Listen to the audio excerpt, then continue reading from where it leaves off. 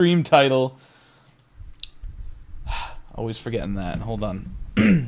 Means it's gonna pop up with the wrong thing for everyone who follows me. But it's fine. This is fine. Get a fair number of followers on here. Yeah, I think so. I hold on. I don't remember where it tells me. Almost 300. I see it right here. Oh, it's right on the thing. Oh, fucking damn.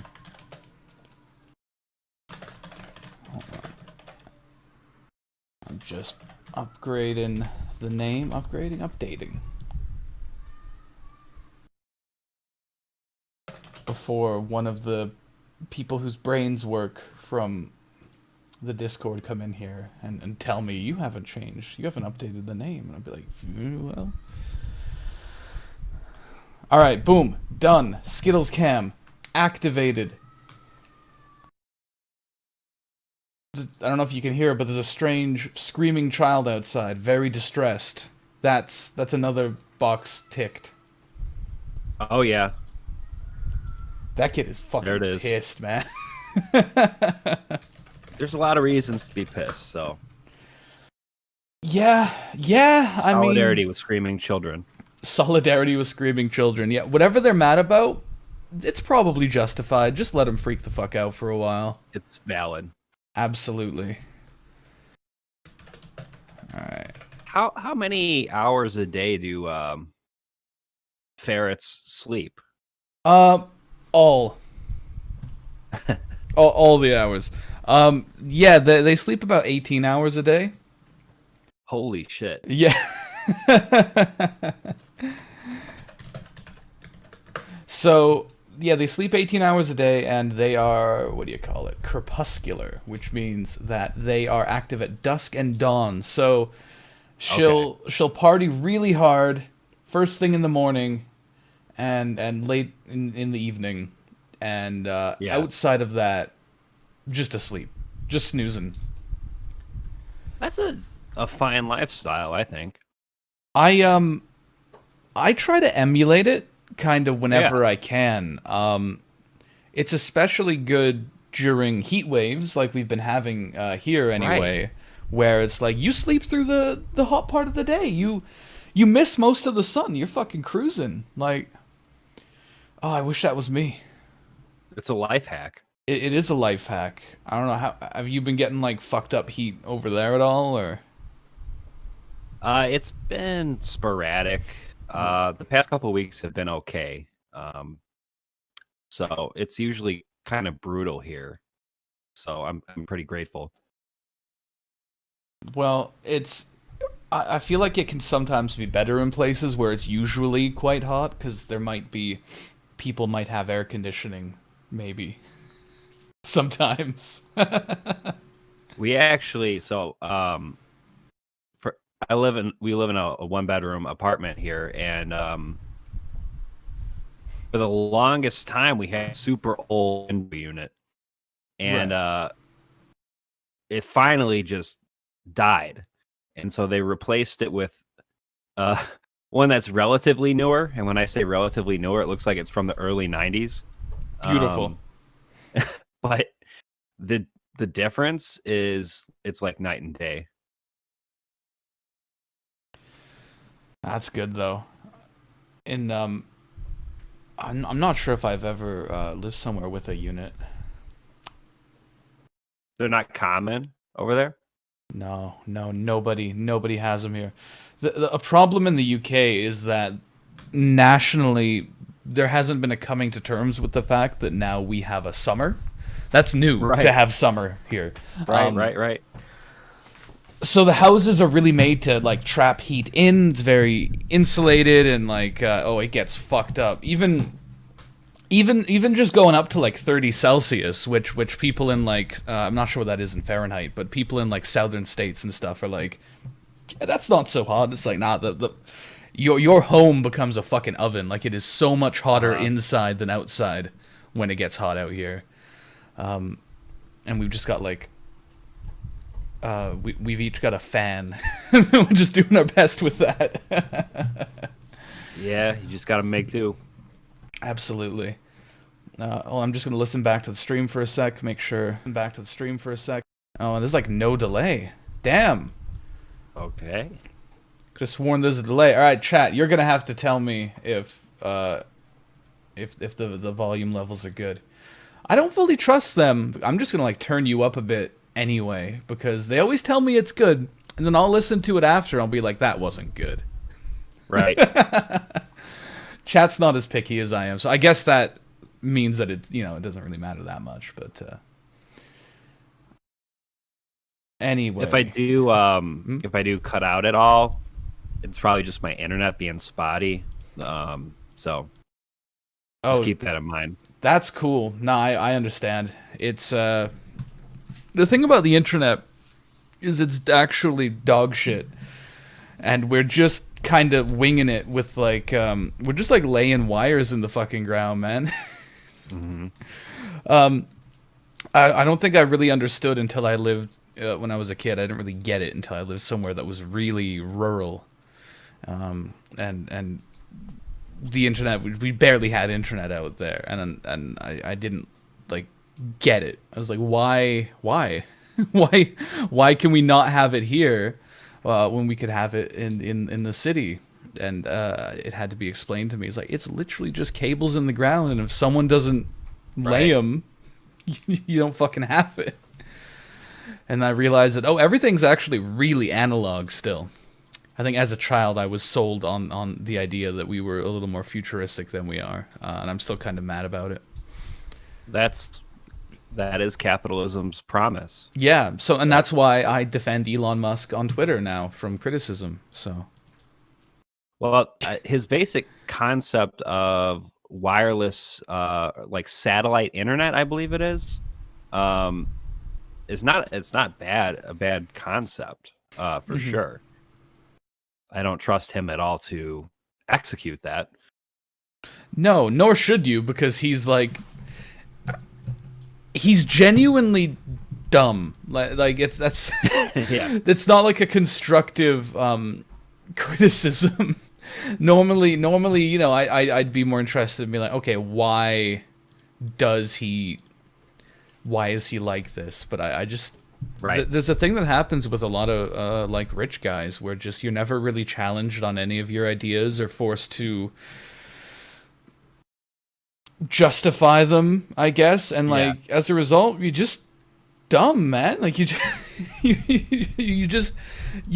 have the first idea, and where a normal person would then sort of like reflect on that idea, figure out what the problems with it could be, challenge themselves a bit. I think that the compulsion there is to just be like, you know what, that first idea, that's fucking genius. I'm just gonna do that. It's gonna be like the subway, but with cars. That's my yeah. He mainly, if I understand correctly, I mean he comes from that he comes from the emerald fortune, right? Yeah, and really his ugly shit. I mean the main thing that sort of thrust him into the limelight was just the fact that he bought PayPal, right? Yeah, I believe so. Which I mean, he was already loaded, wasn't but even his idea. Good purchase. Oh, it wasn't even his idea. That's funny. Whose idea was it then? Was it like his dad or? I think he acquired it, if I remember correctly. He acquired the company. He just acquired it. Yeah. What the fuck? I wish I could just fucking acquire PayPal. God damn. I know, right?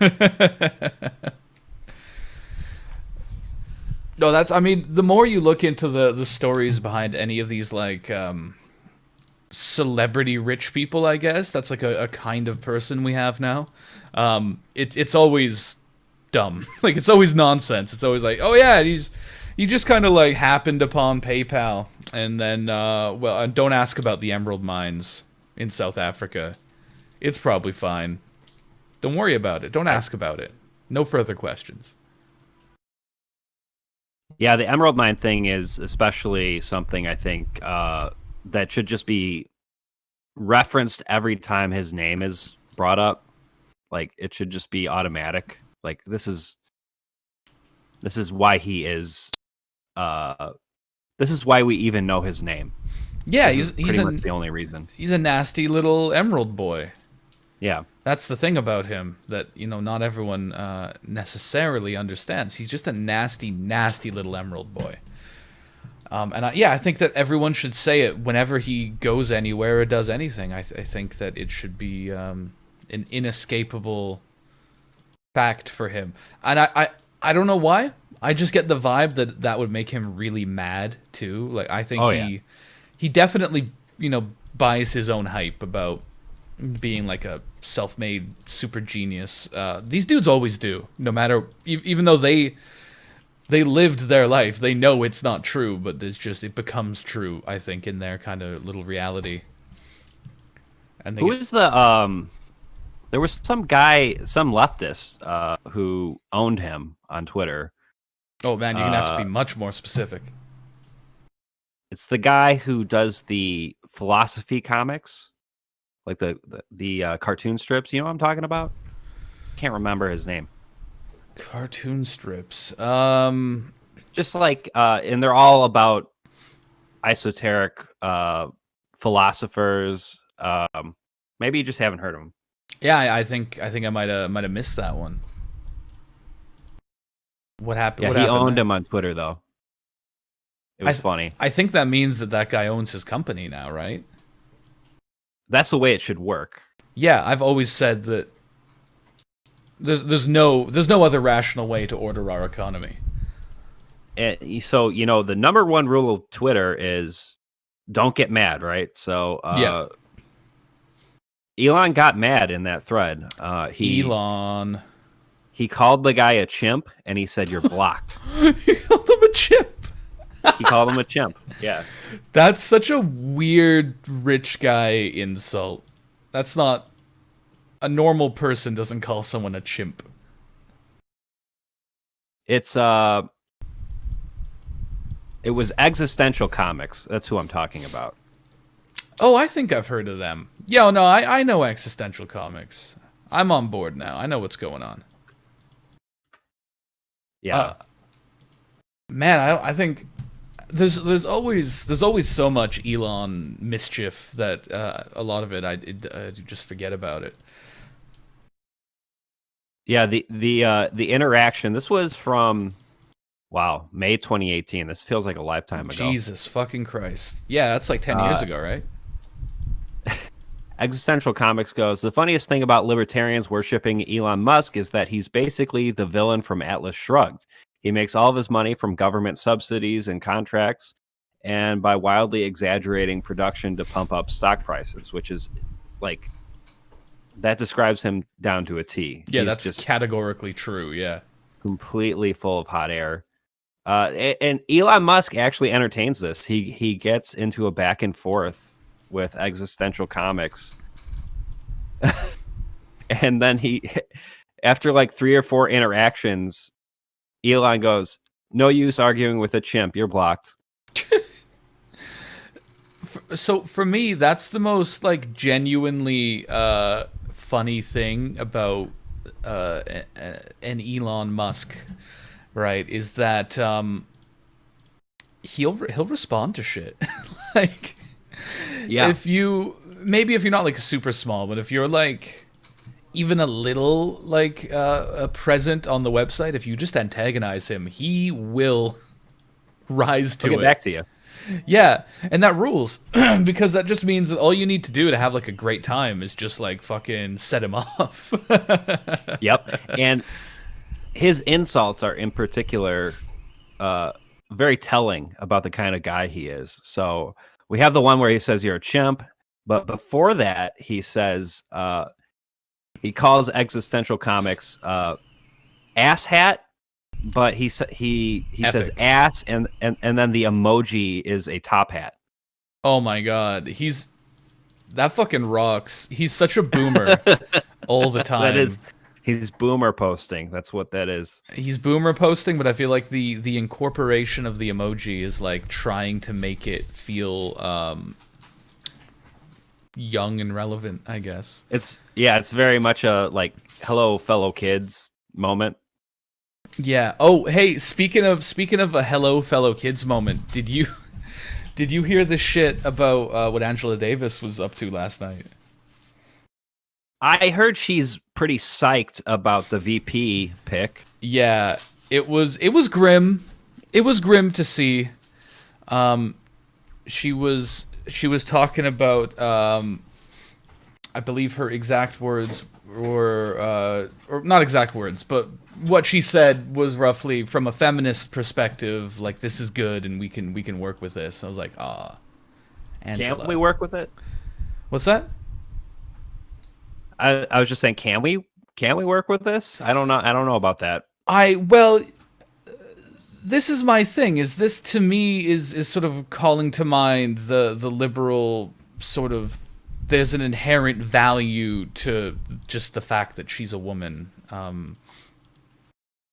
that I don't agree with, and I mean going by her works, Angela Davis doesn't agree with. Right. I don't know. I get a little conspiratorial sometimes about the past, like since the turn of the century, kind of. She's been like sort of weirdly liberal in certain ways, and it's like, what's that about? I don't know. Yeah, and there's this, you know, um, there is this meme that is like you get more conservative as you grow older, which I think is a bad meme. Yeah, Um, I think it is true in certain contexts, due to larger, you know, the larger forces that shape the material conditions in which academics operate. We saw this with David Harvey as well. hmm, Basically, him saying that capitalism is too big to fail, which I kind of get what he's saying there. yeah, But at the same time, it's sort of like this self-justifying rationale that makes it easy to wholly condemn any kind of I don't know, insurrectionary ethos that um we just see this attitude is very common with academics. So, yeah. I think you touched on something really important there because obviously the root of the getting conservative as you age thing is actually just like getting more economically sort of comfortable and owning property and right. stuff, which is why that trend hasn't shown itself so far in millennials because none of us like own homes. Well, it really raises the question though, because what happens when all the boomers die and we inherit their shit? Well, Um, that's going to be the question of whether you hit an age where your politics kind of become set, or yeah. if because we'll probably be like, I don't know, the boomers are probably going to live decent long lives on average because they're quite wealthy as a generation. So the millennials will probably be like 50 maybe 40s 50 when they really all start dying. So Right. like, are we all gonna change our politics in our 50s? I don't know. Maybe. Like, I think it'll be an interesting look at like how overriding our material conditions can really be to our ideas. I suppose. Yeah, it's a tricky question. But what might kind of offset that is just the fact that end of life care costs so much that Mm, um, a lot of boomers are just gonna their bank accounts are just gonna dwindle to zero, and yeah. their kids aren't really gonna inherit anything. Yeah. Um, They're also like so- speaking very generally. They're also like a very selfish generation, and I mhm. think that there's a pretty big trend now, I think, of people's grandparents like blowing their money before they die in a way where previous Yep. generations would have really been hoarding it away and being like, well, I got to make sure my kids are looked after. Boomers don't have Yep. that sort of ethos, I don't think, in general. Obviously, you can only speak so generally about a whole generation of fucking people. But Right. Right. It's really we're talking about in aggregate how these people operate. yeah, like Um, I'm somewhat estranged from the grandparents on one side of my family, but my understanding is one of them. I don't know if my mother's going to get anything from her because that would be her mother. But Mhm. she's like my mother's mother is like somewhat wealthy. I think I've met her like once in my life. Like Oh me and my wow. mother never saw a fucking penny of that. We were broke as fuck. But I think like by default, if she died, it would go to her kids. But it's like she's like on cruises every day and No. shit, and like I'm amazed she's still alive. Like she's been an alcoholic like longer than I've been alive, and she's like pretty fucking old now. She just parties hard all day, every day. Like she's so it's like She's got the Keith Richards syndrome. yeah, yeah, exactly. Yeah, she's gonna fucking live forever, and just be all fucked up. And I would not be surprised at all if when she dies, my mother gets like $20 of inheritance because that's all that's left, you know. So it's That would be like typical. Yeah. yeah. So it's like I don't know how much how much it can even be counted on. So yeah, I don't know. I don't know what's gonna happen to all the boomer wealth really when it comes down to it. Yeah. Um, I do tend to think that, and maybe this is naively optimistic of me, that millennials and Zoomers are in aggregate uh, just better on every single issue, and I do hope that that pattern holds. I really do. Yeah, I mean, Western society throughout the 20th century went in like the right direction so much as it sort of moved on that yeah, I think there is a noticeable difference, and in all polling, in all like elections, you see that difference laid out. There is a clear trajectory towards maybe not necessarily like socialism, but towards progressivism at least. That you can Yeah. see going sort of like boomer, Gen X, millennial, sort of moves that way. So yeah, I think that yeah, just like cultural values are simply changing, and I just can't envision. I can certainly see millennials becoming like less radical, maybe if they aged and all had houses, but I think that I don't think they'd become like right wing in the same like dramatic degree as our grandparents are. I really hope not. And the major contradiction our generations are going to have to face is the fact that progressivism can't really you can't really maintain progressivism without socialism. I don't Yeah. think. Um, we have.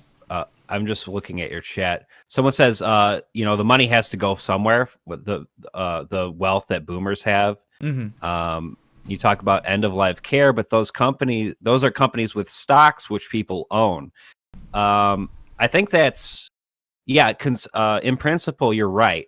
The problem is a lot of these companies um, don't even post profits.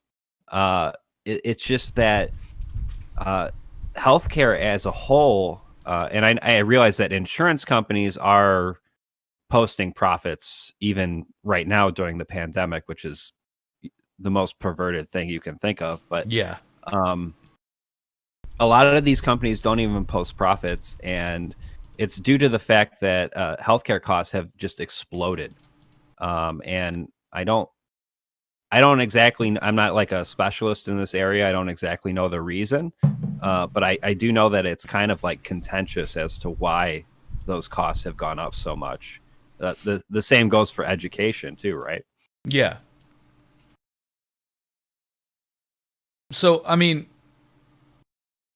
so you're saying that the cause of it is contentious. What I mean, What drives this explosion in cost is yeah, I don't think it's fully agreed upon. Administrative capture is part of it. Just a very large number of administrative functions within these companies. Uh, that is one possible explanation that I think is maybe more accepted than others. I mean, there is, of course, the fact that health insurance companies just kind of are middlemen that don't really add any value to the whole system. Yeah, I mean that would have been Um, my if I were to sort of make an uneducated presumption, it would be that was probably a pretty big part of right, it. right. Um, I think that's true for sure. But yeah, like it would suffice to say, like, you know, a lot of these companies don't even post profits. So what does that actually mean in terms of the expansion of the economy? I don't know. Yeah, yeah, that's a good point. Reese says even if you get a decent inheritance, the ability to make an income will be pretty lackluster, and that's a good point. That's a worthwhile thing to remember. Like even if you inherited enough to like buy a house, for example, you still probably have a millennial income, or worse yet, a millennial income in 20 years when things are just. If you guys think 2020 is bad, man, 2040 is going to be absolutely hype. Get ready for the uncool zone. Um, yeah, it's just it's just not going to happen. Also, in a lot of countries, inheritance is quite heavily taxed as well. So don't you worry, the state's gonna grab a big old fucking piece of that anyway to funnel Right. that probably into their friends' pockets where most public funds seem to end up. I think, well, in the US at least, I think this was an ingenious thing on the part of conservatives is to label the estate tax the death tax. Have you heard have you heard of Oh, this before? yeah, I have. That is good fucking branding there. Yeah. Leftists could learn a thing or two from this sort of reframing. But Hmm. at least in the United States, I think the cutoff is a couple million. So I'm not exactly, um, I'm not exactly shedding any tears for anyone inheriting that much money. Yeah, yeah. I think in the UK, it's quite low the threshold for the tax coming in. Oh yeah, And again, it's like that. Obviously, it's a tax that is disproportionately going to affect like people with estates and shit. It's not really a right. big fucking issue to me. It does just mean that when this generational passage of wealth happens at some point, it will be they'll take a big old bite out of it for sure. So that'll be It really does seem to me like something's got to give before then. Um, most yeah, likely. because housing, education, and healthcare costs are all just. It just seems like a huge bubble to me. I don't know. But this is all within the confines, well within the confines of like a liberal framework, right? Just talking about like what's a bubble and like how how much money is this generation going to inherit. Yeah. Um, there's really this other factor is simply, the you have to acknowledge the human agency in this. Hmm. So at any point in time, we can collectively decide that this is not the way society should function. Yeah. Um, it just it just needs to be collective. It needs to be you need to hit a certain critical mass of people to really agree on this. Yeah, and to be honest, despite how I joke about 2040 being the uncool zone, I'm actually fairly optimistic. I think especially with Americans, there's a real tendency to doomerism. Really, I was gonna say defeatism, but nah, I'm an internet person. I can just make up words. Yep. But I don't know. I honestly don't see how you can have just lived through the past few months and not come away with at least some pretty positive conclusions about the trajectory that like class consciousness is going on. For example, obviously there's been, you know, we're seeing a ramp up of state oppression. We've seen projects like Chaz be infiltrated and sort of eaten alive by liberals, and none of those are victories, but they are learning opportunities. And the thing that I think that the reason the left sucks so much ass now is because we've had so little opportunity to actualize any of our ideas in the real world, to put anything to practice. And I think that's also bred a generation of like these armchair critics who can criticize every socialist project, but you know, God forbid you ask them, you know, okay, what do you want to do like next week? Because whenever you do anything in the real, you're gonna fuck up. You're simply going to fuck up. Obviously, a strong theoretical basis will help reduce the fuck ups and give you some ideas of how not to fuck up, but you simply are going to fuck up. So, the fact that people are going out there and fucking up, that's the first step. That's great. That's supposed to happen. Absolutely. Yeah, yep. I'm happy about it. Fucking up is part of the process. Yeah, exactly. Because that's how you learn.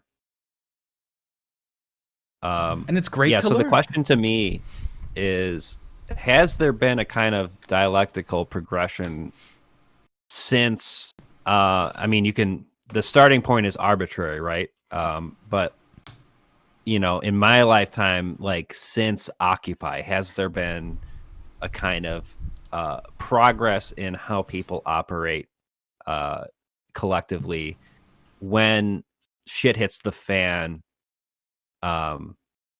And I think that's an open question. I don't think it's obvious that we have made progress, but there are some signs to me that do give me reason to be optimistic.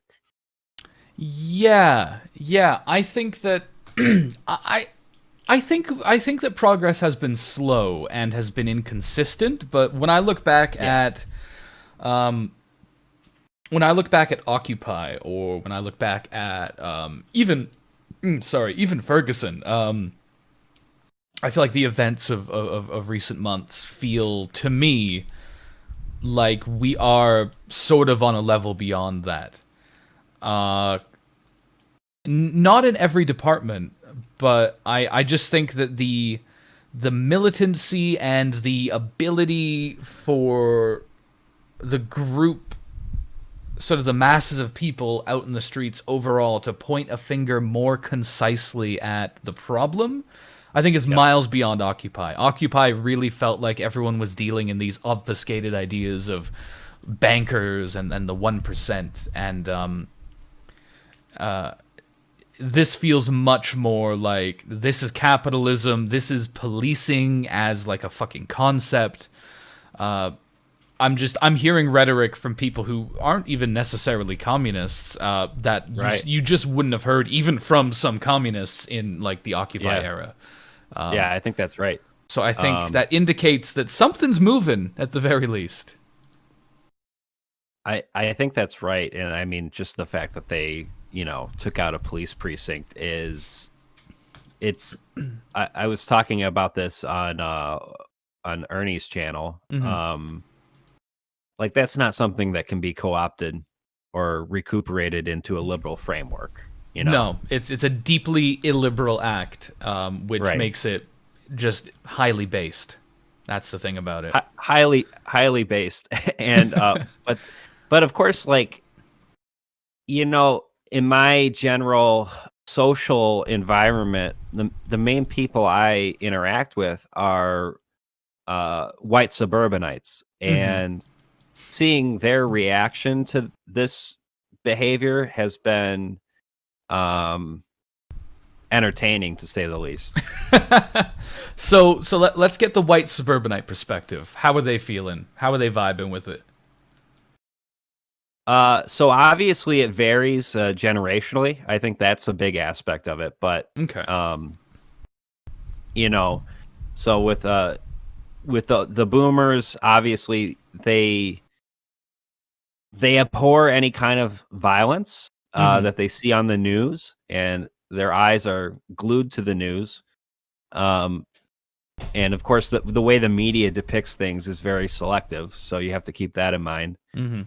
Um, and the way that you know boomers eschew violence is of course also selective, um, because there's all sorts of violence going on underneath the surface of the uh, the sort of obvious things going on in our everyday lives, right? Yeah. Um, so there's that. I think with the millennials, it's a bit more. It is pretty stark how you know the at least as far as I could tell in my immediate sphere, the lack of reaction, the lack of like a reactionary like defaulting to a reactionary perspective on this is interesting. So the lack of that, Yeah. that's a very good sign. And that's more or less what I expected to be the case, but it's no, it's good. It's I think that I think it's very surprising how little effect uh your parents actually have on your politics. Highlighted by all these children of Marxists who are like awful neolibs today. Like Yeah. apparently Mayor Pete, apparently his dad was a Yeah. Marxist. Yes, like one of the a scholar of God, I can't remember the thinker. Now I'm blanking. The guy who came up with hegemony as a concept. Um, can't remember his name now. Oh, who did that? Was that Gramsci? That was Gramsci. Yeah, Right. I'm So fucking terrible with names. so Mayor Pete's dad, what was he? A Gramscian scholar? Is that what's going Yeah, on? he was like one of the preeminent Gramsci scholars. That's fucking crazy. Yeah, considering the fact that everything Buttigieg says is like capitalist hegemony in effect. Yeah. Some Zozo says, "Imagine how disappointed you'd be in Pete if you were a commie." Yeah, I would. I would be Right. publicly and openly like attacking him. I don't give a shit if he's my kid. Well, yeah, Pete's dad has passed away, so he's not able to Oh, comment. oh man. Maybe that's for the best. He doesn't need to see Probably. this shit. God Yeah, right. damn. Cornell West is family friends with the Buttigiegs, and Mm. he has talked about this before. He's talked about having conversations with Pete Buttigieg and expressing some in the way that Cornell West does, which is like, how could you ever be how could you ever be mad at that guy or get into like have a beef with him because he's so disarming in the way he interacts with everybody. Yeah, it really Um, is. but the fact that the fact that he did express disappointment in the fact that Buttigieg is you know neoliberal in his tendency. Mm. And yeah, and I mean Cornell West, like he's not even always the most fucking radical guy around himself. Like Right. it should show just like Mayor Pete really fucking sucks. I don't think it was um given the attention and gravity that perhaps it deserved at the time. During that strange brief month where it looked like they were gonna try to go with him, the DNC, Yeah. like when he not even really won Iowa, just like fucked Bernie up enough in Iowa. Um, Right. like when it was looking like he was the one the establishment was going to push, when they all ended up going behind Biden, it wasn't like, oh, that's so much worse. You know what I mean? It's like Mayor Pete's fucking horrible. He is a little monster. He is, especially due to the fact that he's fairly well spoken. Um, he does have like he does kind of epitomize that Obama character, at least with the way he speaks, and that's dangerous. Yeah, very, very, very dangerous. And yeah, good point, Reese. They cheated in Iowa. They cheated in a load of the states. American democracy doesn't. It's horseshit. It's bullshit. I don't. This is why I'm trying to, at least on Twitter, opt out of like electoralism discourse, because like it's all premised on the idea that we're talking about a legitimate democracy, and I don't accept that premise. I don't think that's the case. Right. And you know, that might just seem cranky to some people, understandably, but I think that when you look at like the behavior in the primary, or really most general elections in the US in my lifetime at least, and actually quite a few before my lifetime, I don't think there's a strong case that it's a democracy that you should assume is like legitimate in any way. There is scarcely an election where there's not some kind of scandal. Right. And I mean, even if there isn't, all liberal democracies are nominal at best. Yeah. Yeah, I mean, you're picking the who's going to manage, you know, class society. That's the extent of your choice, even in a perfect democracy. Because the entire economy is authoritarian. Yeah, that's another thing that it bothers me that more people who are supposedly socialists don't ever really acknowledge. Is that capitalism is a deeply authoritarian model. There's this idea that we have democracy now, to some extent, I think, with a lot of people, and we need to avoid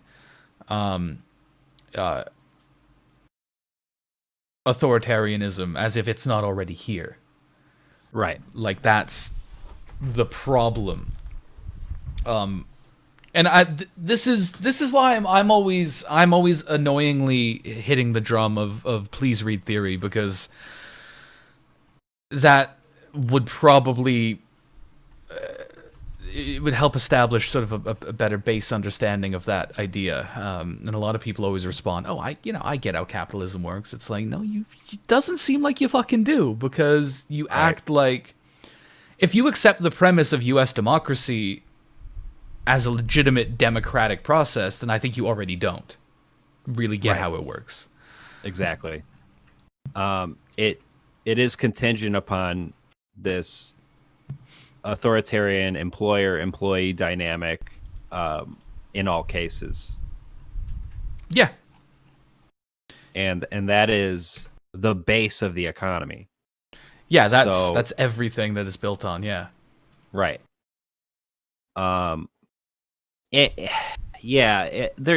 obviously a wide this is a wide area of disagreement on the left, right?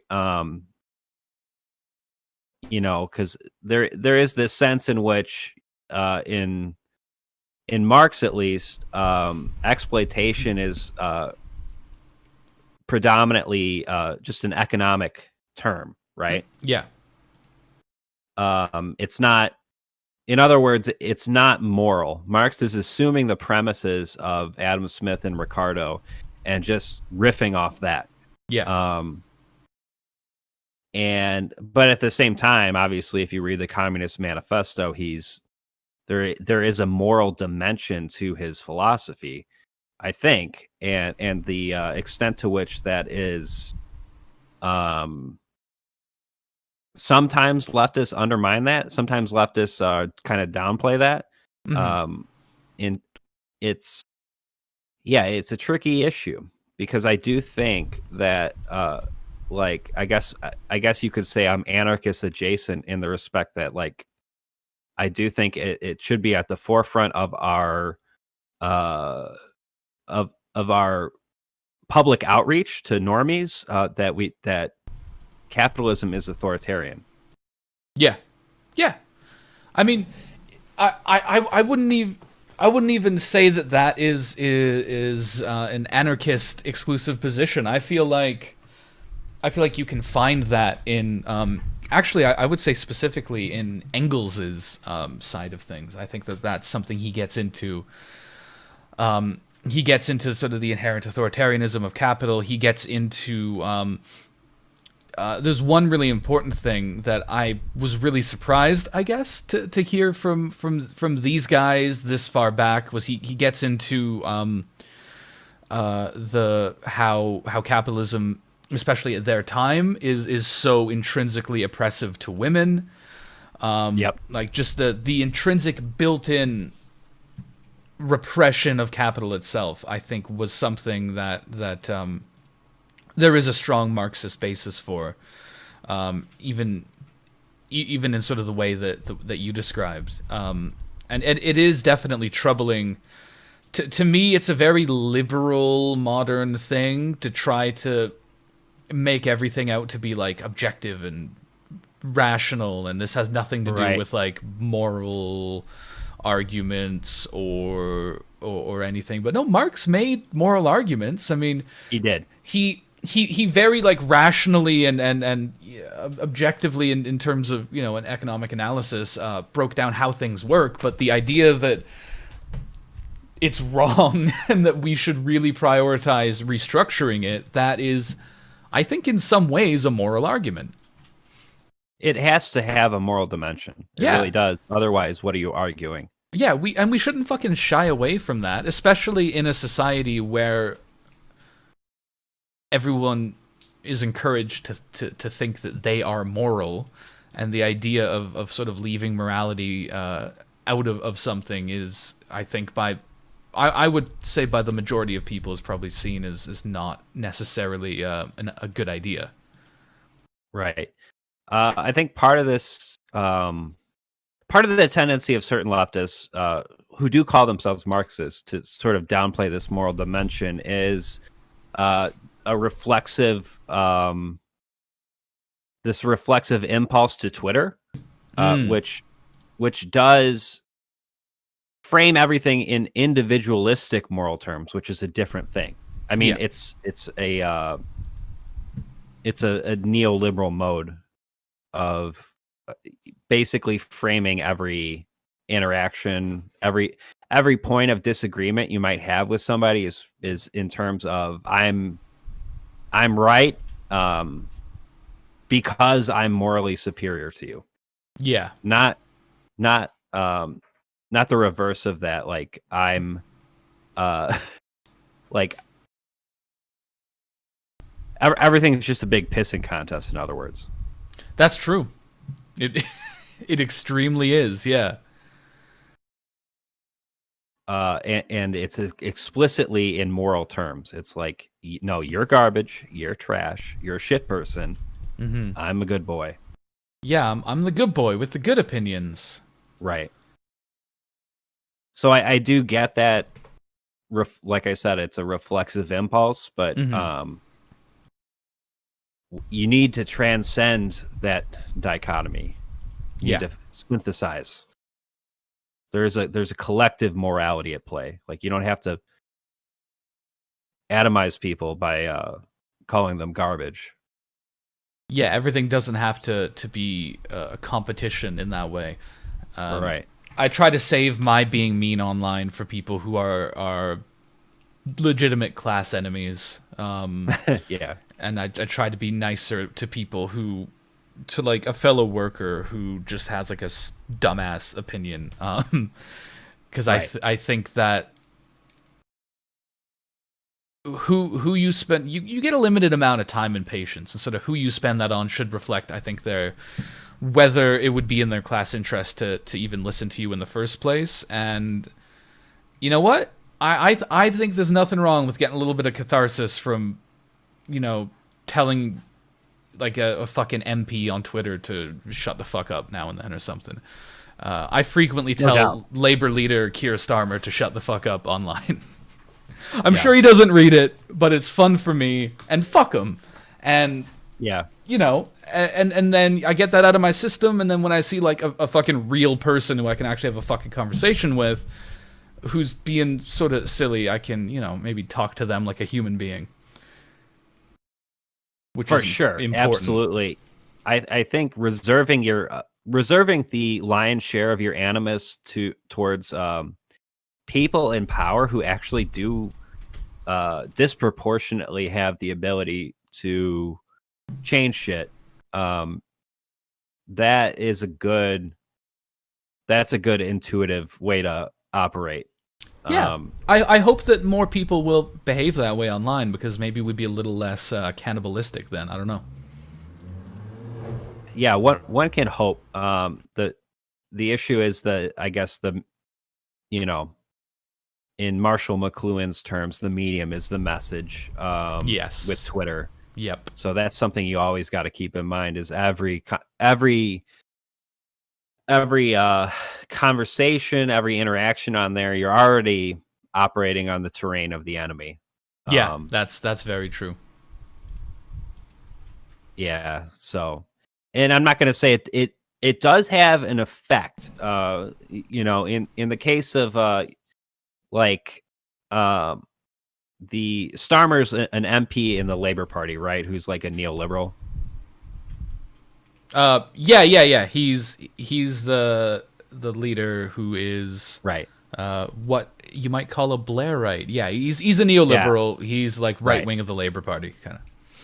Yeah. So let's say there is a certain critical mass in the public opinion of people like this, and all of the sudden, whenever he posts, everyone is just like, "Go fuck yourself." Yeah, That does have an effect. totally. Yeah, I think it clearly had an effect on Jeremy Corbyn, where Right. so it was happening from the other side, where anything to do with him, it would just be full of right wing trolls, just freaking the fuck Yep. out. And yeah, I think that definitely has an effect. And how much these people were clearly just like fucking sock puppets and dedicated accounts to just like attacking the left is really clear, because they aren't out here defending Starmer now. They're just gone now that Corbyn's out of the picture. It does seem pretty dismal over there in terms of, and I think your instinct to, at least with your approach towards U.S. electoral politics, is correct. I couldn't say like what the appropriate move is in the UK right now. It seems a bit trickier. My position is similar, at the very least, Yeah. which is that we simply don't need to be putting time or energy into this party in this electoral system right now. Right. Circumstances may change. I've never had like a hard dogmatic position on voting. I've never been like never ever vote or always vote. But Yeah. We're certainly in a position now where it's like, yeah, it doesn't really seem like right now there's anything for us, so just focus anywhere else. Especially because we're years off another election in this country, so it's like I shouldn't even be fucking hearing about Keir Starmer from other socialists right now. He simply has nothing to do with us. Yeah. At least, or insofar as he does have something to do with you, he's your enemy. Yeah. Right. Yeah, he's our opponent every bit as much as Boris Johnson is. There's no Exactly. there's no allyship between us and him at all. It is. Yeah. This is something I sort of grapple with, because the line from Bernie Bros, and I say that with affection, was always like, we got to meet people where they are, and the terrain in which most people understand their political life is voting. And I do get that rationale, in terms of specifically supporting Bernie Sanders. That said, I don't actually think that's true. I think that most people don't have a political life. Not, or like explicitly, they are just apolitical, or they consider themselves apolitical. Yeah. I mean, an astounding number of people in the United States simply don't vote, right? So trying to figure out a way to way to animate and get people who already are on board with the fact that like voting doesn't really do much. Getting them to believe that there could be a form of political activity that is empowering, like immediately empowering. And I think that's the trick. Is there's got to be immediate payoff. Yeah. In previous decades, it would have been collective bargaining, and you can see the payoff with that. In your like, you could see your bank account going up. You can see the fact that you have better benefits, right? Yeah.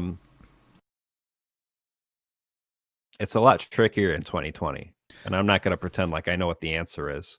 I think we saw like 5 years ago, a lot of people got into the left via anti-fascism because there was a period in the UK, and I feel like it's maybe ongoing more in the US than in the UK, but in the UK it's simmered down the past few years, where there was just lots of fucking like neo-Nazi groups trying to go and like fucking do demonstrations and shit.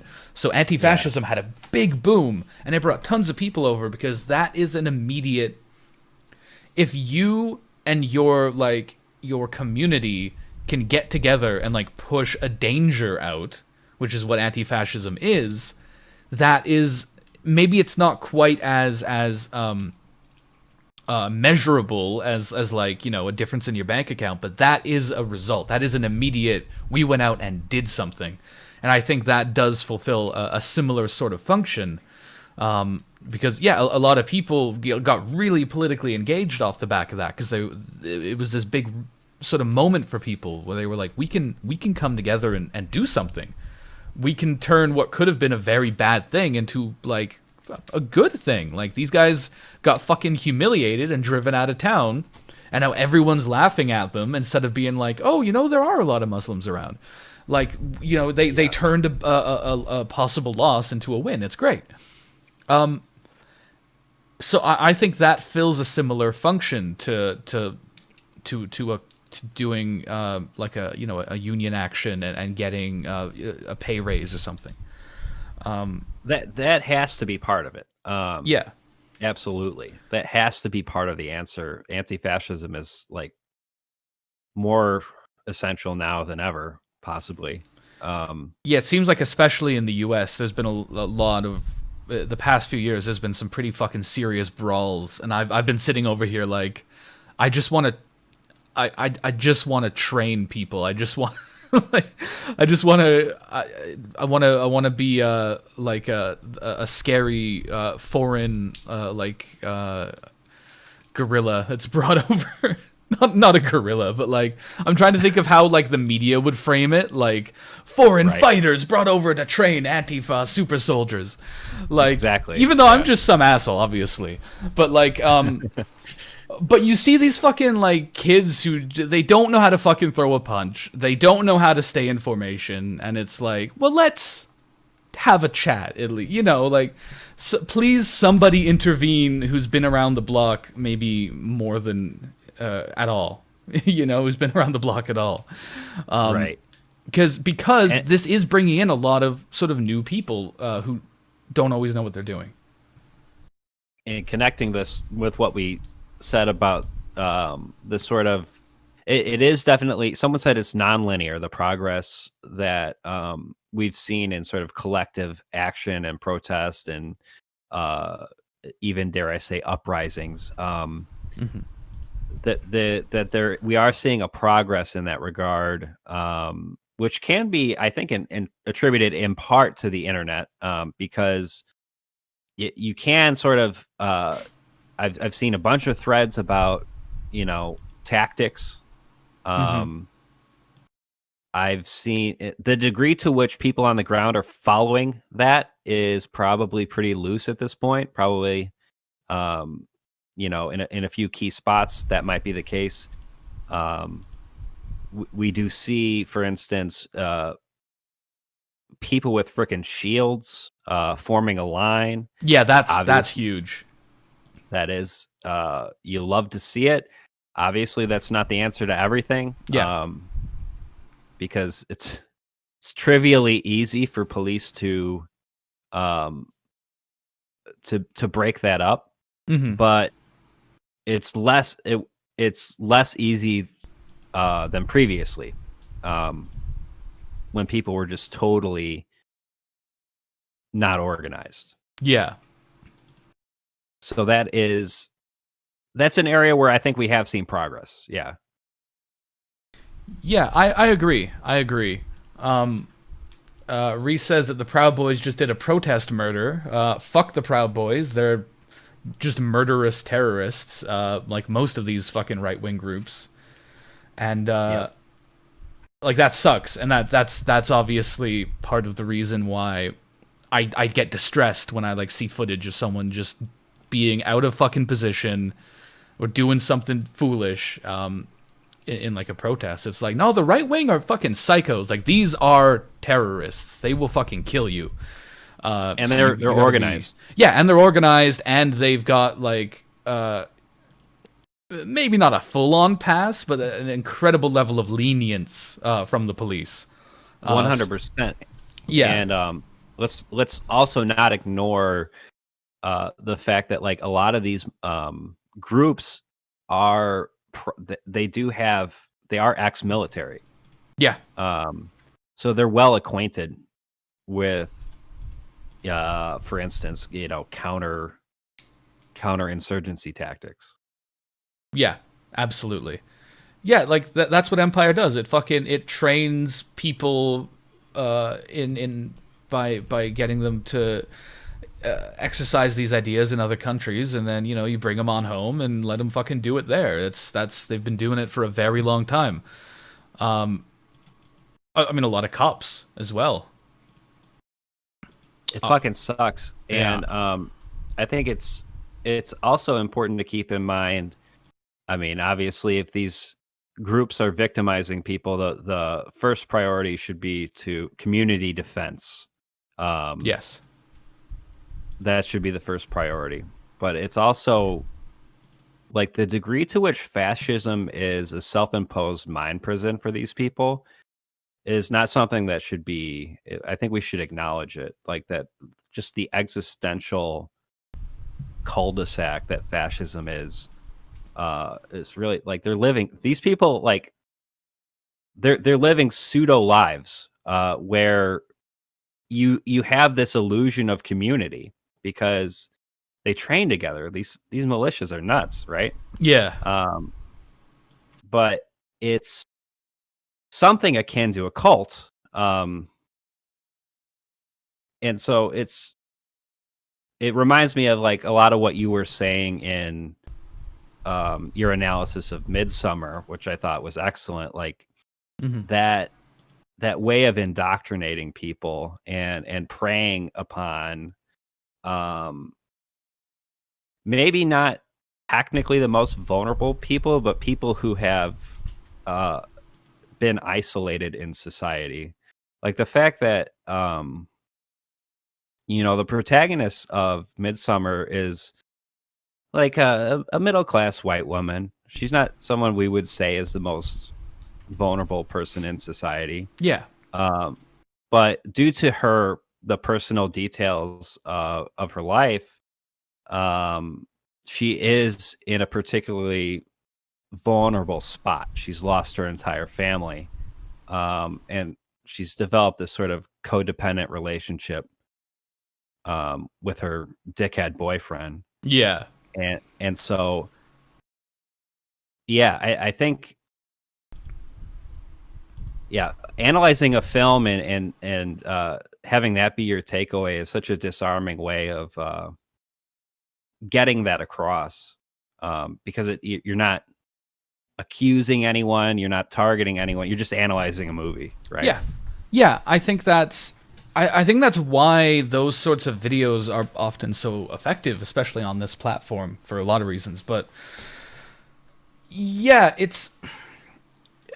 when I was writing it, I actually had a similar thought where I was like, I think this will work because there isn't, for lack of a better way of putting it, there isn't a fandom that this is going to agitate and Yep. make them turn their brains off, other than obviously just fascists. But that's not, I'm not really Like, yeah, worried like about that. no, the weird Norwegian cult that is not connected to the internet is not going to see your video. So Yeah, exactly. I'm not being like, yeah, if you like horror movies, you're a Nazi or anything. I'm not like coming at anyone, and I try to keep the what I was saying earlier about like trying to use Twitter, by like I'll be mean to like people who are part of the ruling class, but I'll try to be patient with anyone else. I try to keep a similar ethos in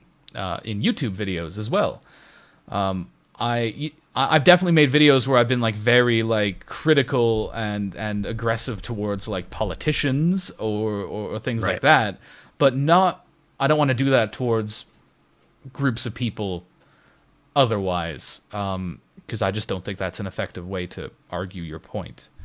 In most cases, it's not. Yeah, Um, if you're trying to, the only situation where that would be effective is really if it is the case that you're just trying to win over people who hate this group that you're talking about.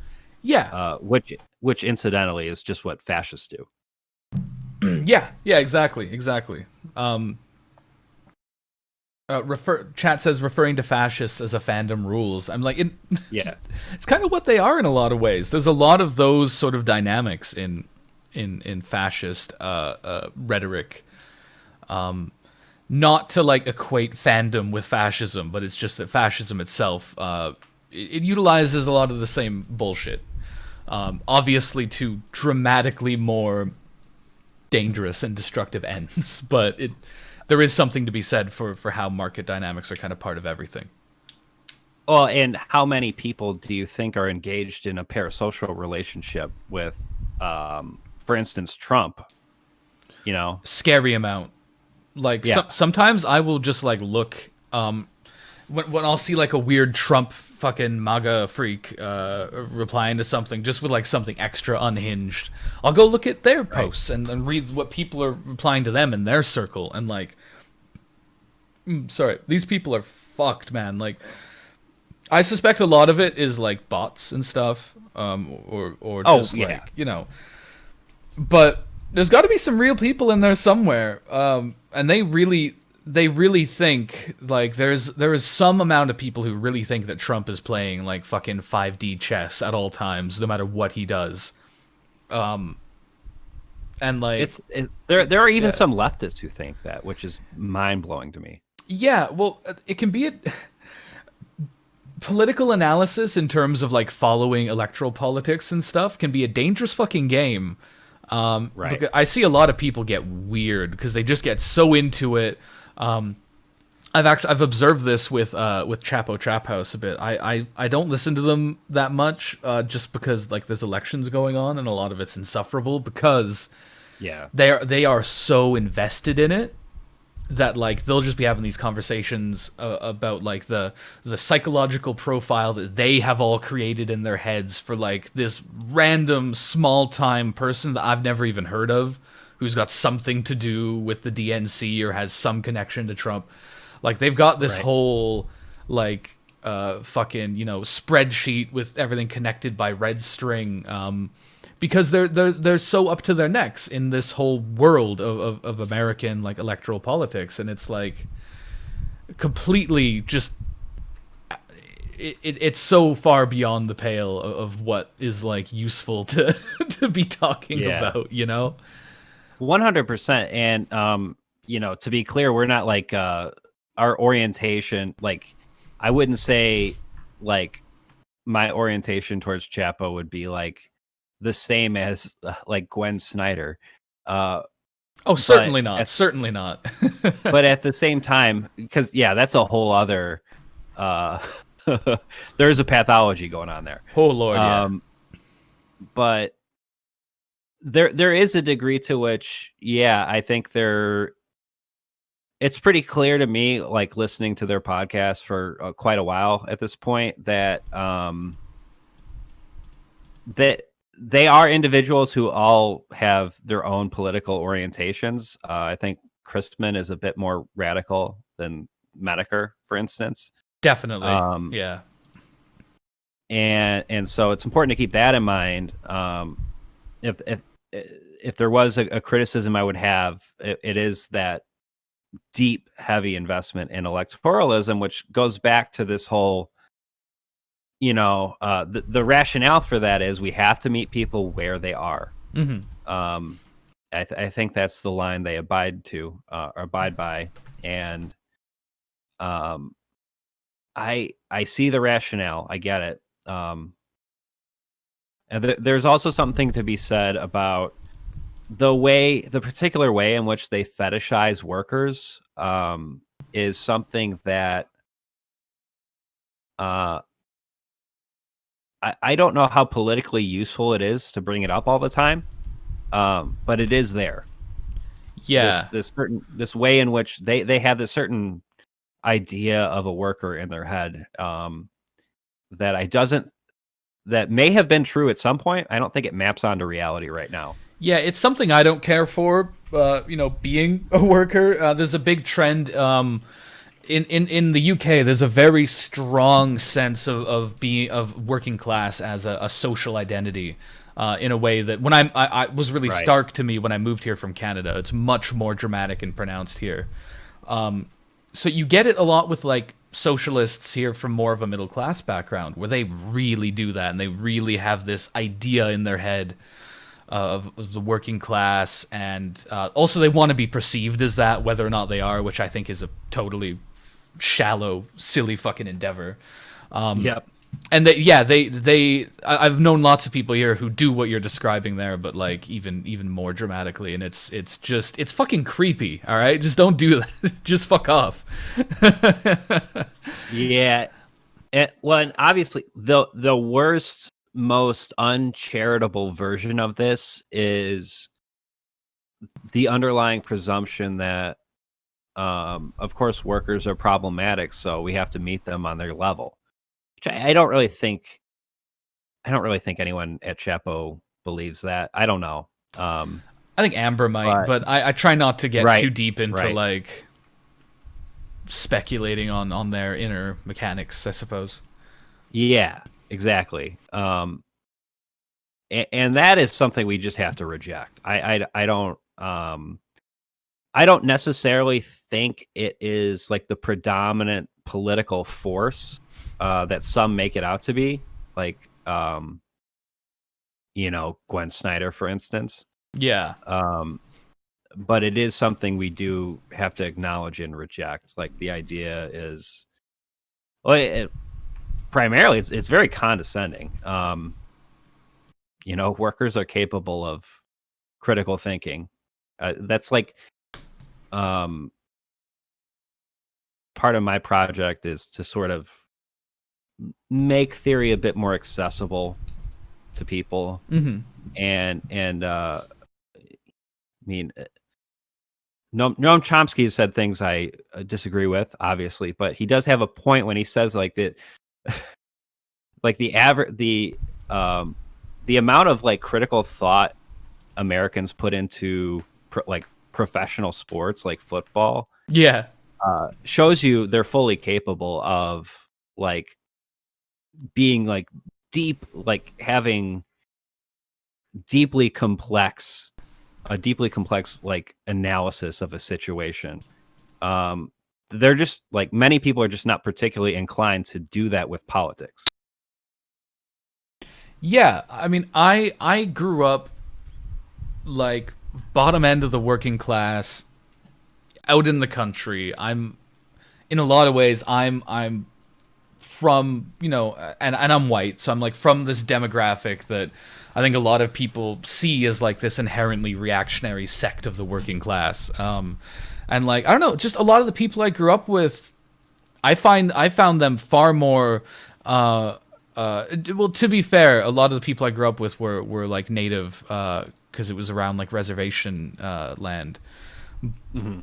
But these were like rural, sort of politically like alienated people in a lot of ways. I found them much more aware of their conditions and what was going on in a lot of ways than a lot of like fucking liberals in the city and stuff like that. Like I don't know. Yeah, I do take a fair deal of personal offense to the sort of caricaturing that you get from some people of like these ignorant, bigoted, like workers out in like these rural areas and stuff like that, and that I think it's a very big narrative in America, and certainly those people exist quite a lot, Yeah. but it's just this essentializing of the working class in at all, and also when Americans do it, a lot of it feels like it's implicitly accepting the weird like right wing premise where like people in like the rural South are real workers, whereas like a worker in like New York City is less of a worker somehow. Like I feel Right. like it kind of reeks of that. It's just like that's just not how fucking class works at all. That's It's bad analysis. Yeah. yeah. In fact, even like superficially, probably a lot of the time, the worker in New York City might have fucking worse conditions because if you cannot afford to live in New York City as No, a it's worker, obscene. yeah, like no, it's ridiculous. Yeah, I hate all of that fucking like discourse. And again, it's you only get shit like that from like middle class socialists. Like fucking Right. workers don't hang around being like, yeah, the fucking working class, we're all so stupid and bigoted. Like we, it's not that's not a conversation that happens. Instead, they're probably I mean every job I've had, all we do in the break room is complain about things in our like current immediate economic vicinity because that's what normal people are fucking concerned about. Increasingly as time goes on and the contradictions of capital get more sort of evident. Yeah. It is this I mean this issue is something that sets me off in particular because Mm, I come from a family of union iron workers, and nice. um the only reason I'm in the middle class is because my dad was in a union. Yeah. Um that lifted him up. He grew up uh without like plumbing, you know? Yeah. So um and I don't so in other words I've been around working class people my entire life, and the idea that they're not capable of acknowledging prejudice, for instance, um is not, it just doesn't map onto reality. Like it's very easy for any of us to sort of lapse into reactionary tendencies, which I think is something we need to acknowledge. Yeah. Uh, but I'm not. I think that's like more so true of like middle class people than it is of workers. I agree, and especially a dangerous thing that this kind of essentializing of workers as dumb bigots does is it really lets middle class people off the hook. Like there's Yep. a huge swath of like really like sick fucks who are like middle class libs, but who are convinced that they're like because maybe they're not homophobic or something. They'll have like a token thing that they're not shit about, but in a very superficial way, like Yeah. and then they'll have this narrative of themselves in their head as like this enlightened progressive, very much looking down on those stupid proles who aren't as haven't had occasion to become as enlightened as them, and that leads to some really destructive politics when you aren't viewing yourself in any way like critically. Yeah, and we could see it in the libs who just completely write off the American South, for instance, Yeah, and just say, they'll even go so far as to say like, um, the situation in Florida now is so dire with the pandemic, and they'll just say, well, of course it's Florida, you know. yeah. It's like that's fucking psycho shit. Like, what's wrong Right. with you? Yeah, they will essentialize entire fucking states because Yep.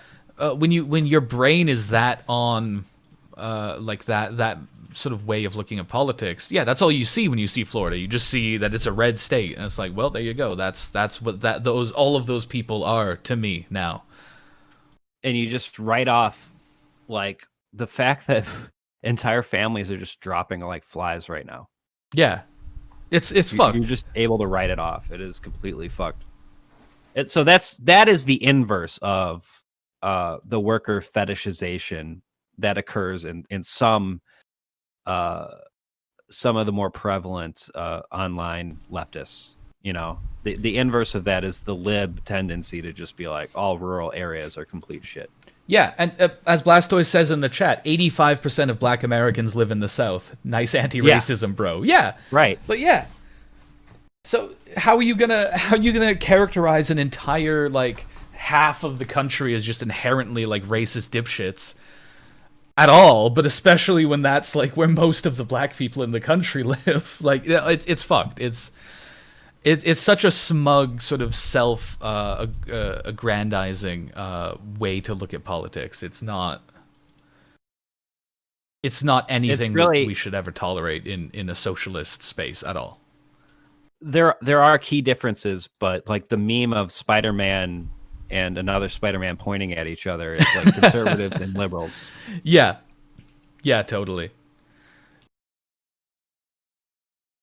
Well, there was something, hold on, somebody said something in the chat a second ago that I wanted to come back to. Hang on. Oh, right, yeah, we were talking about electoralism, and Blastoise said that the people don't give a shit about electoralism. Right. But when you were talking about how meeting people where they are is used as a justification for really engaging in electoralism, and and she mentioned that fucking like half of registered voters don't even vote, and that's who's registered. Like, Right. yeah, the opposite is true. If you're meeting people where they are, then you are categorically not engaging with electoralism that much because they don't.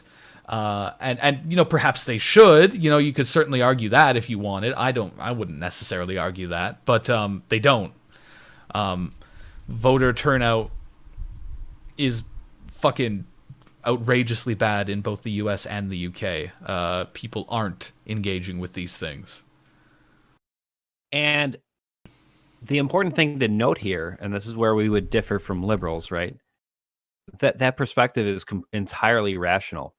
Yeah, Because absolutely. they know it won't do shit. It won't do shit in terms of their everyday life. It doesn't make much of a difference.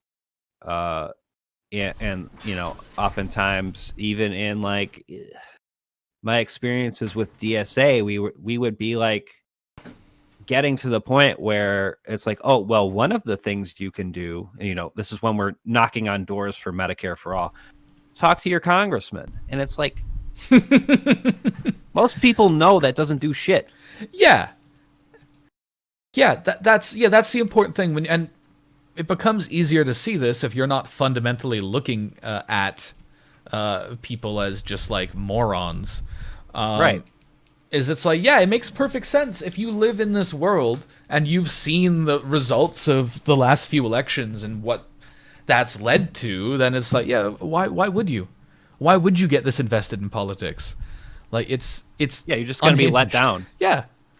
Yeah, people aren't fucking dumb. They know that. Like it's basically a truism that you know, politicians always lie, that anyone, even a boomer, will fucking tell you. Even the only people who don't believe that are like the liberals who are really invested and think that Kamala Harris is their mom. Like that's the only people Yeah. who don't have like a negative perception of politicians as a whole. Yeah, and so they're engaged in the same kind of parasocial relationship that Trumpsters are.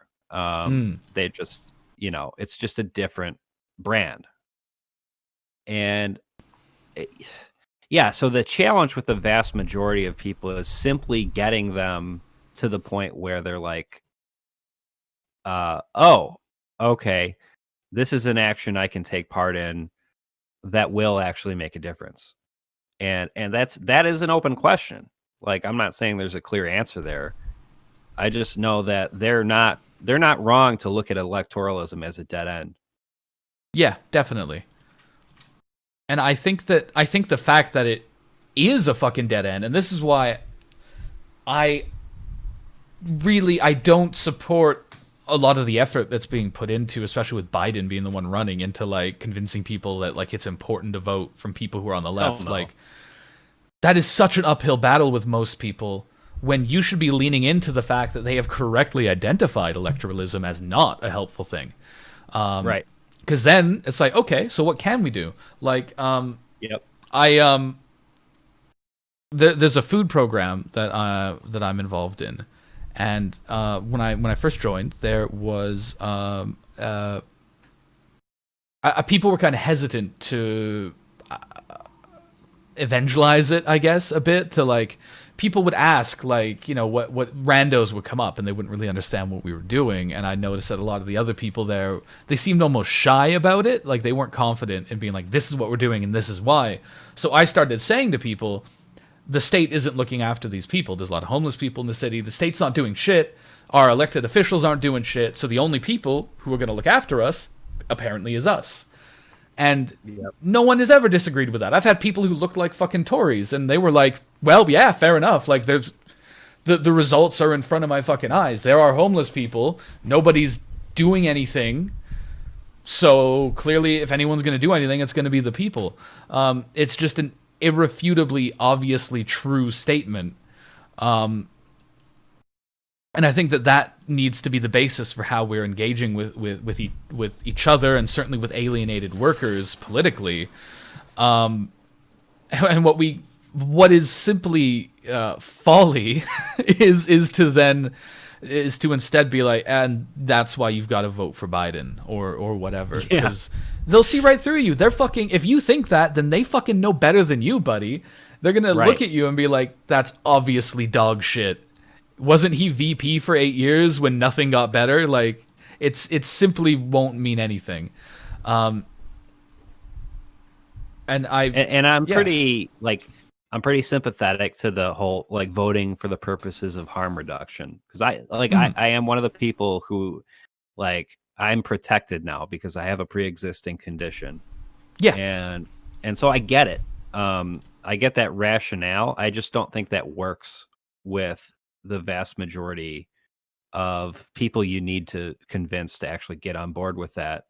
And oftentimes it is a case, as you said, of like misidentifying ignorance, when in fact they're actually just past you. They've actually just like come to the appropriate conclusion about engaging with electoral politics as like something you're emotionally invested in. Yeah. And like, I don't like I also generally support harm reduction when I think there is much of it to be had. Yeah. And it's always a double-edged sword, because it's like, how many people, you know, like weddings were bombed under Obama's presidency. Yeah, that harm got reduced real fucking good. Right. So yeah, and well, that's sort of what I'm thinking here is, it's like, it's a shit argument if you're trying to get people involved and interested in voting or in your candidate or whatever, because people have seen 8 years of harm reduction, right, which led to atrocities and set the fucking foundation for Trump. Like, the conditions that Obama's presidency created are the conditions that led to Trump's election. So it's like, that's harm reduction? Like, if somebody doesn't want to vote for Biden, the last fucking words out of your mouth should be harm reduction, because we have far too much evidence of that just being absolutely shit. So I don't think if your goal is to get people, if you think that it would be better if Biden won and you want people to get out and vote for them, I implore you not to try to employ a harm reduction argument, because I just don't think it'll work. Yeah, it's something that might be like superficially true in certain cases. But it's not exactly a compelling argument. Yeah. And we've gotten to a point where the degree to which it is true is pretty nominal. mhm. I don't know. Like, we're in a really bad spot.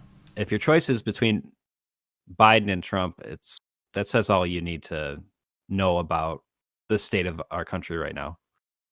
Yeah, it's bad. It's very bad, and I think that it's extra. It stings extra for people, obviously, because Bernie was looking like it might actually be on the table for a bit, and I'm always trying to push people to draw the conclusion from this that they simply won't. That electoralism isn't the path forward, rather than just sort of like becoming very hopeless and miserable, because it's like Bernie was the man for this time, for this historical moment. Bernie was the guy in so many ways. Like, if he can't do it, I think maybe divest from this a bit and start really seriously thinking about what else can be done.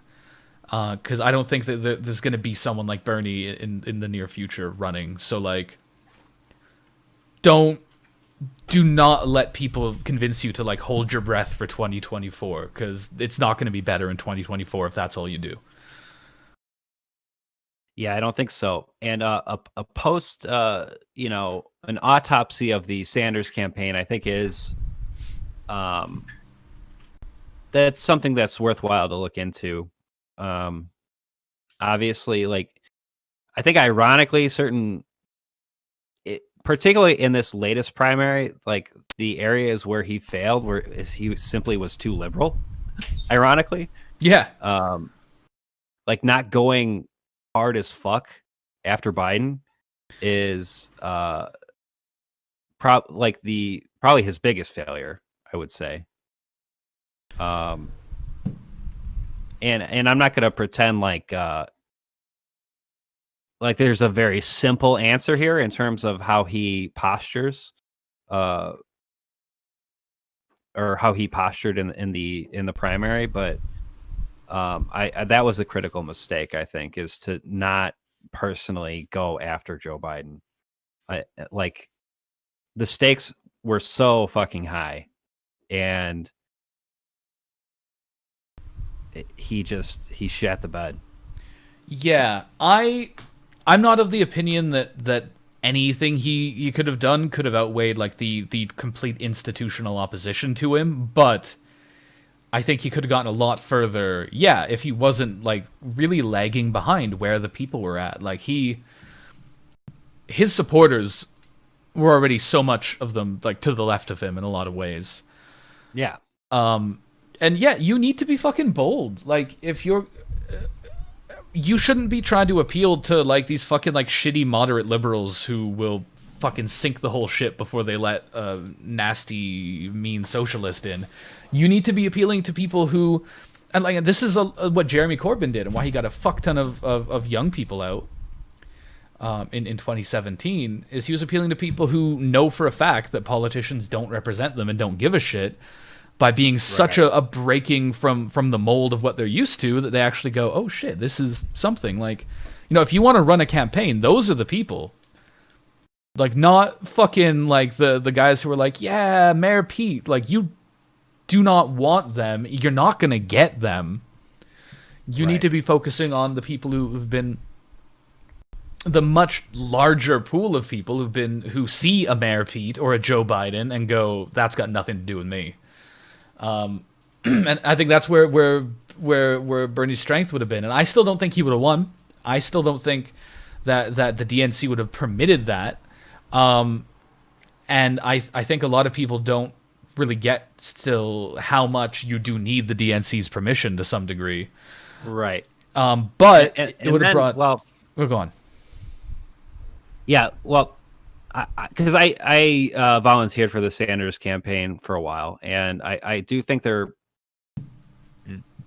approach was theoretically activating people who normally aren't involved in the political process. That was their strategy.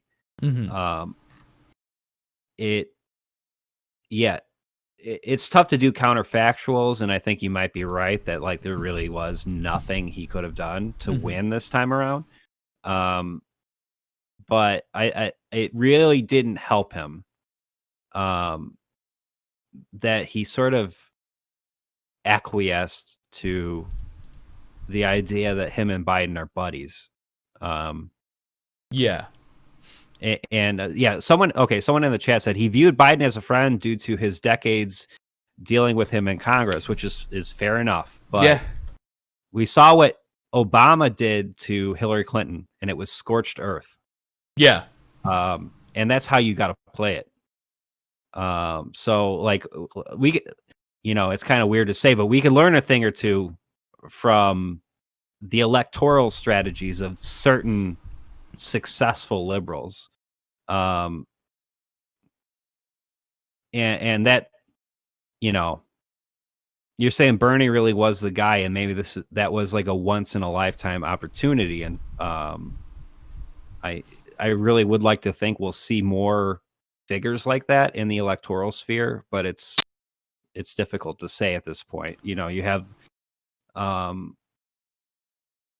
you have some promising figures like AOC, but the degree to which she is having to operate within this territory that's already you're already operating on the enemy's territory there might fundamentally change her by the time she actually is in a position to become president. Yeah, I don't know. She doesn't fill me with a lot of confidence in terms Right. of long-term resistance to the recuperative effects of just being part of the democratic machinery. Yeah. Exactly. And again, I think maybe even more so than the British Labour Party, I do not see the Democratic Party as an important avenue for where our politics are going to be thriving. So I don't know. Maybe she will do something. But one big criticism of Bernie and against Medicare for All, with just shocking levels of or a shocking lack of self-awareness from liberals, was that the rest of the party won't let him. They won't let him do it, and it's like they'll certainly try to stop him. Right. Because this party is totally hostile to us and anything we want to do. So it's like, yeah, maybe AOC could really be an up and comer, but like, I think that what happened to Bernie will probably happen to her. It heavily depends on the machinations inside the Democratic Party, right? Which there's that's not a great place to invest any kind of hope into. I gotta go to the bathroom really quick. You know what? Me too. So we're gonna have a little intermission. Let's regroup in just a minute. All right, sounds good. All right.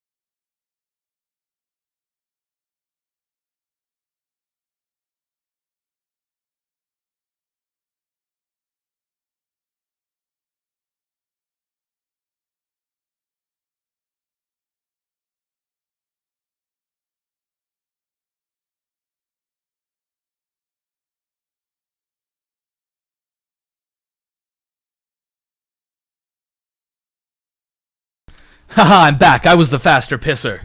Ha ha ha ha. Hey chat, what's up? In a hot tub 5 feet apart because they're not gay. Hell yeah, that's how I'm always chilling with my bros. Always.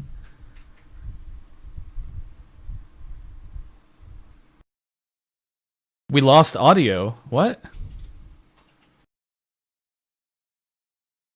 Oh no, we were just away. There's audio. I hope. I'm back. Hey, I won. It was a race. You didn't know that, but yeah. What? Well, yeah. I'm sorry if I was like a little inattentive towards the last couple of minutes. I realized I had to pee so bad. I was having a similar thing, and I was like, I'm gonna wait for like a natural break in the conversation, but luckily, our bladders lined up, so we're good. We're fine. Yeah, we got the same cycle. Yeah. The cycles are lined up. Yeah. Let's see what's going on in the chat here. I'm gonna grab a beer really quick, since it's almost 3 over here. Do it, yeah. Hey, it's 8:45 here. You're good. Do it, man. Let's see. Challenge pissing. Yeah. Reese says, I feel it's worth pointing out that the DNC literally blackmailed Bernie into dropping out by refusing to be safe with COVID. Yeah. And like, imagine, hey, we're just talking about how the DNC like pressured Bernie with used COVID, kind of like by purposely being very unsafe. I still have my headphones. Oh, okay. Yeah, and imagine though. I just want to invite the imagination here. If he was like, because by that point it was like he'd lost pretty much by that point. Imagine if he was ahead. Imagine what they would have fucking done if he was ahead at that point. Like, this is why I don't try to invite too much speculation in the realm of like, oh, if Bernie had done this or this, he would have won, because it's like, nah, I'm confident that they had bigger guns, especially given the pandemic, to bring out if they had to. I think that coalescing behind Biden was like the first gun. Well, fucking him in Iowa was the first gun with Mayor Pete, and then Biden was the second gun. But I'm sure they had many more than that. You always got to work with what you got, and yeah. I'm gonna sound like a caricature of myself, but like Bernie would have done well to read some Lenin. Yeah, to be honest. TBH. Yeah. And this is something I grapple with, and it's tough for me to like parse out what would have been aesthetically pleasing to me personally for Bernie to do versus what is actually the effective way to take power. In some cases, I think they happen to line up. In other cases, I think like I'm maybe being a little bit fantastical. Mm-hmm. But I mean, it does say something about the man that he was such a focal point in 2016 and 2020. Yeah. And I think his social democratic politics got him to that point. I think what may have been required is a fundamental shift in orientation, which he's simply not capable of in 2020. I'm not sure. If I was him, I would be doing a bit more things that would obviously get him in trouble in the mainstream sense. But the gambit is, okay, I might be getting a lot of flack in the media, but am I activating some kind of sleeping giant in terms of the working class here? Yeah. So that would be the gambit. I'm not sure if it would have played off, but it's an open question. I don't know. I think just using a bit more pointed, incisive talking points, and sort of running as the insurgent, which he did in 2016, and he didn't do so much of in 2020. Painting himself as an insurgent within the Democratic Party, basically saying, I'm gonna clean up shop. There's gonna be a terror, the likes of which the DNC hasn't seen before. Gonna drain the swamp. Right. Yeah. Just doing what Trump did with Republicans. Yeah, I mean, it worked. Be a left populist. Like, that was the point. Yeah, and in this case, it would be, the quote-unquote populism would be authentic, right? Yeah. But again, this would have required a fundamental shift in the way he operates, which I just don't think he was capable of, clearly. Yeah, I think you and Reese in the chat are on the same page. You just said, I personally believe there's no reality where someone as in institution as Bernie fights against the way the media and the government itself work together to beat him. And that's my overarching sort of reason that he wasn't what he could have been, because he wasn't running really with his mind set on a target beyond the election. Because even if you can't win, if you're running on when your real goal is to sort of embolden and activate like this political bloc, that can make a difference. But he wasn't. He really was running to run and to like try to be president. I think so. Yeah. There's apparently disagreement about that. Yeah. Because I've heard some arguments to the contrary of that, saying that basically he knew all along it was impossible, and in which case I question that as a strategy. Because it really does seem as though the contingent of people that were really enthusiastic about Bernie were very much demoralized after he lost, and it wasn't like he wasn't. I'm not sure what the positive outcome would have been there if it's a foregone conclusion that he's going to lose. I don't know. Yeah, imagine if he did have his sights set beyond the presidency, and as soon as he lost, then he would have had something in place to sort of direct people accordingly. Right, and that's not what happened, clearly. No, instead he was like, well, vote for Joe Biden. And it's like, right. It's all absurd. Right, well, fuck off then. And we have seen a lot of people being like, yeah, well, fuck Bernie then. Which is great, because that's the correct response. But yeah, a lot of people also have just been like, well, shit, we're fucked. Like, what do we do now? Well, it also, like, it totally goes against the narrative that Bernie was some kind of cult leader. Oh yeah, the fact that now he's acquiescing and endorsing Biden, and so many of his followers are just like, yeah, good, okay, whatever. Like that's not the effect a cult leader has. Yeah, and the rhetoric of these fucking liberal dipshits is the same. They're just being like, it's a cult, and everyone's responding with saying, okay, why am I not voting for Biden then? He told us to, and then they just sort of slink away. I'm like, oh, it's a cult. Because meanwhile, they're super enthusiastic of the K-Hive, who, as far as I can tell, are on a whole other level of cultish mentality. The K-Hive are fucking scary. I've been saying this since the early days of the primary. They are by far the most like unhinged political fandom I've ever seen. It's not good. It's not good at all. Chaotic evil. Yeah. Yeah, it's exactly what they are. No, it's we hate to see it. Get them out of here. They're and obviously they're back in full swing, given her VP pick. So we just have them being fucking freaks for the next little while. Unfortunately. Fun times. Yeah. But you know what? Enough about U.S. electoralism, because it sucks, folks. I can't Yeah, take we've 4 already years of talked about it K-Hive. too Yeah, much. yeah, exactly.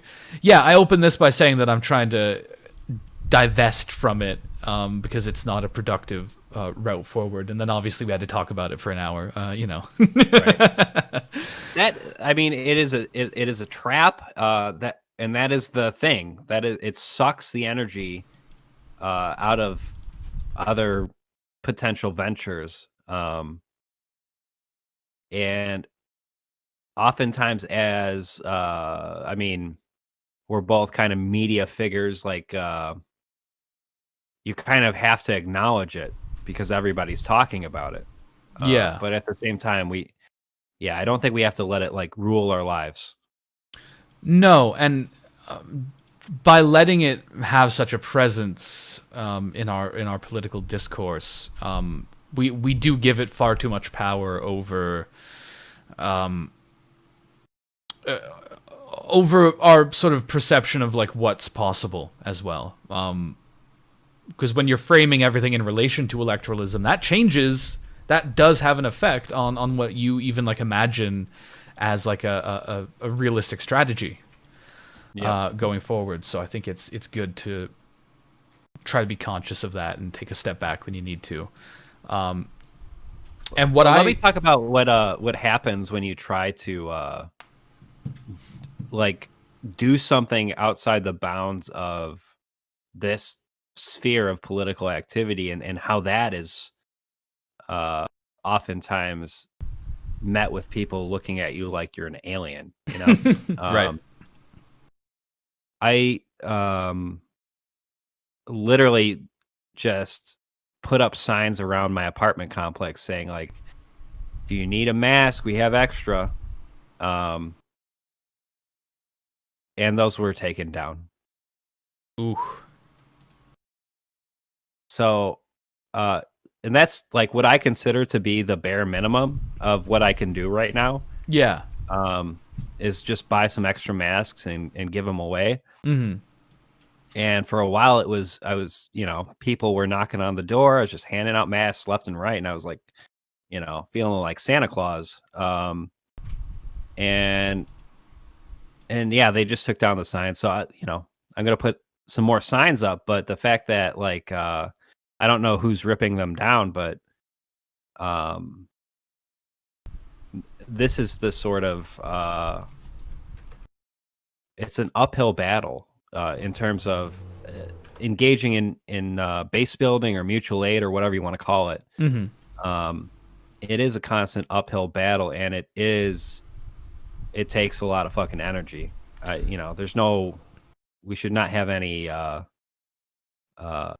delusions about that, Yeah, no, it definitely does take a lot of energy because, yeah, I mean, you say you don't know who it is. Like, it could be like whoever. Do you live in like apartments? Like, would there be like a building manager, someone who owns the whole thing, right? Or a fucking just disgruntled dickhead who lives there who's like, masks are communism. Right. So I'm thinking 90% chance it was just some chud, but it took a fair amount of effort because I put them up everywhere. So, because I live in this complex where there's like 5 or 6 different buildings, and right. So it could be fucking anyone at a point. Right. All right. Yeah, and it's it takes extra energy because you've got, first of all, you got institutions who have an interest in you not succeeding, and then you've got individuals who've been sort of persuaded by those institutions to carry out their will in a way. Right. So you've got a lot that pushes against you when you try to create any sort of organic solidarity between people like that, even though it's a completely necessary thing to do as well. So it takes energy. Look at what happened, to the Black Panthers, who are operating at this whole other fucking level, Yeah.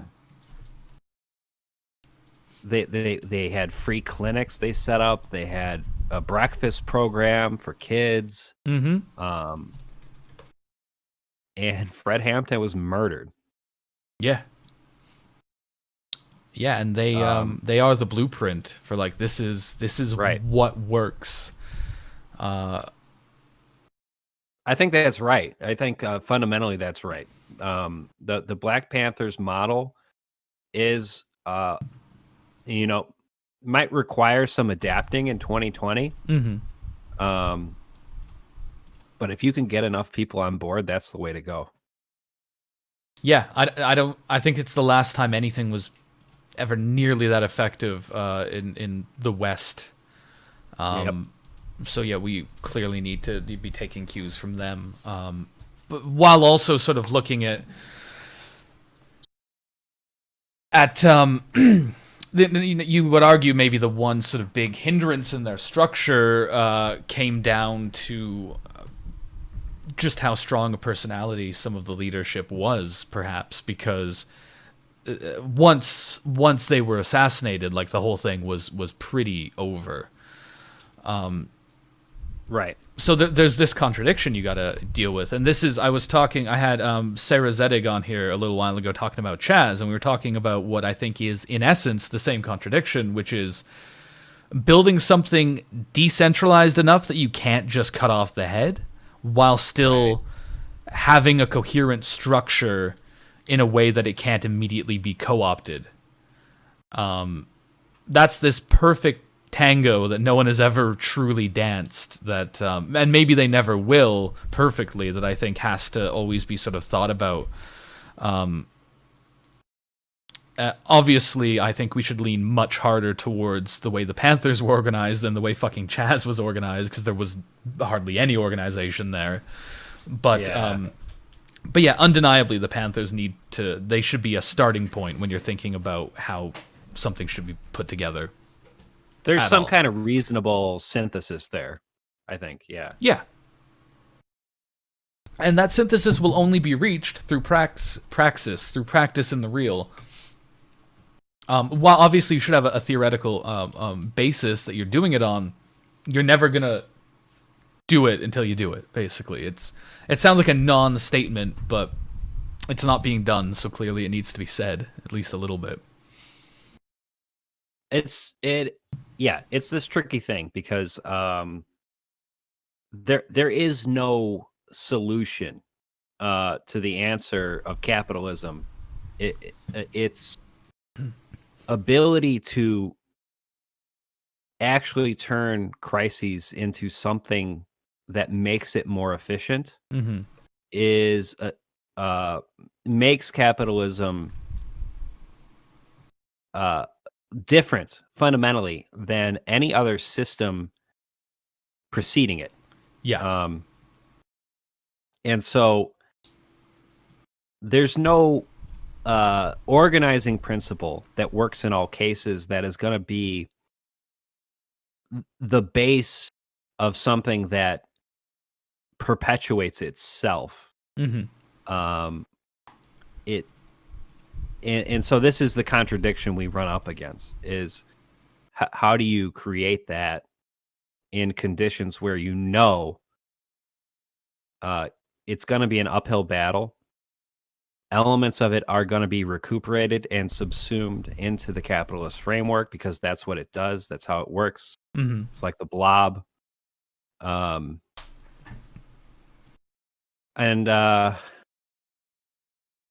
yeah, I don't pretend to have all the answers. I really don't. I don't. But like I said, yeah, like well, there is some kind of synthesis between the Black Panthers. I think we should look at what they did very closely. Something that is increasingly in my mind when I think about people don't make eye contact anymore. Like, like when I'm going for walks, people don't say hi. They don't make eye contact. It's very strange. Yeah. And I think that has been the case for quite some time, and I'm only just now more conscious of it. Just how alienated and atomized we all are. especially in the suburbs here. This is such a fucking wasteland. And so that's like the immediate environment I operate in, and it's very difficult for me to say there is some organizing principle that will work here. I think cities are much more promising in that respect. But yeah, it's pretty dismal out here in the suburbs. Yeah, I think that's been the case. Yeah, definitely for a while. Cities can be, well, yeah, it can be hit or miss in a city. Right. But yeah, the suburbs I think have always been this particularly sort of alienated place, and that's why a big part of what's made organizing more difficult is the fact that the working class has been pushed out of cities. And this is an especially big thing in here in the UK, where there's so many. So you've got your major city, and then you've got loads of satellite towns all around it that used to be like a mining town or like a mill town, or it was an industry town. Right. And now it's nothing because those are all closed. So the housing is cheap. So the working class live out in these like poverty suburbs in these satellite towns. They're universally shitholes. And then they have to commute like, an hour and a half into the city for work because that's where the jobs are. And then, the city, of course, is inhabited by no one and maybe a few like really rich people and gentrifiers. So it can be sort of difficult to organize on the basis of labor because nobody lives where they work. So your immediate community and and the people you work with there might be no real overlap in a lot of ways. And that's sort of a big challenge that a lot of the more traditional labor organizing based models of sort of building a socialist base are sort of struggling with. And this is one of those devious things about capital, because I in no way think that was on purpose. This is just a terrible consequence of the process of constantly pursuing new markets to explore. So like the inner city that used to be a shithole, obviously that's all being gentrified now, and it's like, well, this is a new market now. We may see it a day where now the hot new market might be all these fucking satellites because everything's so cheap. You can buy up, a property developer could buy up fucking half the town and do whatever the fuck they wanted with it. Right. If they could find a way to make that profitable. So then it's like, I wonder where the fuck we're gonna live next. I can't wait to move into the sewer. Like, but at least then we'd all be in the same place. So who knows? Yeah. So it is this question of where are we at in the stage of proletarianization? I don't necessarily think we're there yet in terms of having a unified, activated working class. But anyone who tells you they know what's going on right now is selling you a line. It's like 2020 is such a I've been saying we're living in like the fog of war. I don't think anyone necessarily knows what the fuck is going on right now. Yeah, no, nobody does. Only through collaboration and trial and error can we even begin to suss out what the fuck we're supposed to do next, because everything is so crazy and moving so fast all the time. There is no singular all-encompassing analysis. There simply can't be. It's only we just need to sort of follow, I think, the principle of working with our class to the best of our ability to try to find solutions, because on your own you're just going to get lost in the fog. Absolutely. I do take solace in a certain strain of Marxist thought, which says like, well, capitalism really fulfills the role of quote unquote socializing production. Right. And I think we're seeing some of the less troublesome aspects of accelerationism. I think are true. Right. And so the question is like parsing that. Where's the line there? Part Mhm. of what I think the pandemic has done is for a lot of office work, we have basically normalized remote jobs, Yeah. uh, which is a double-edged sword. Don't get me wrong, because at least when you're in an office, you have those face-to-face interactions with colleagues, Mhm. and you can sort of operate on that level. Yeah. But at the same time, when you have a remote job, no one is watching your every move. Um, you can do job interviews whenever you want. They don't know. They don't know the difference. That's true. Yeah, And you you're can trading off that lack of sort of immediate proximity and possible right. solidarity for lack of supervision, I guess. Yeah. Yeah, and so the question is like, to what degree is collective action possible in that kind of work environment? I happen to think there is an untapped potential there. As long as you get the cell phone numbers of all your fellow workers, you can make contact with them on your own terms. You don't have to be under the watchful eye of Big Brother in the and with the full recognition that it is a certain privileged position to be in a remote job, which I happen to be in. Mhm. Um, Obviously, with the quote unquote essential workers, it's a different story. But in that case, I think that it's also true what Marx says about socializing socializing production, uh, instilling within the public the idea that there is a quote unquote essential worker Yeah. that um, that you cannot do without, um, is maybe fulfilling the role of a certain aspect of class consciousness, realizing a certain class consciousness. And I'm not saying it 100% does that, but it's, all of these things are little possible victories.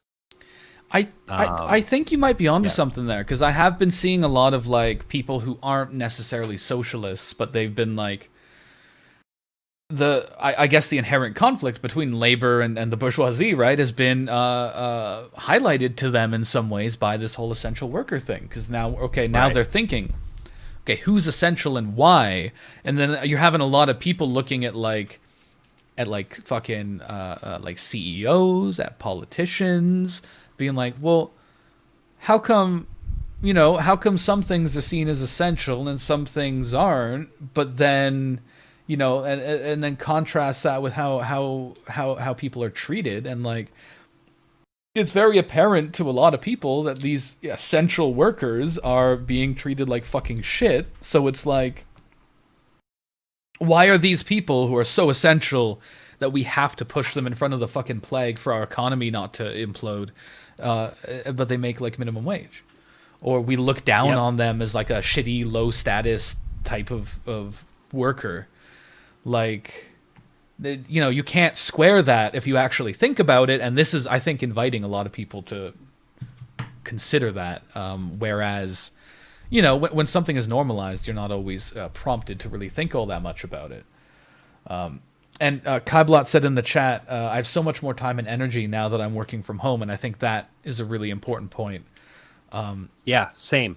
Um, I used to have to deal with a commute into the city, Mm-hmm. um, and it's never been um, it's never been. I like people have had to deal with much worse. In my case, it was really just a 30-minute train ride and like a 30-minute walk to my office. That is 2 hours out of your day. Yeah, yeah, that's right. a lot.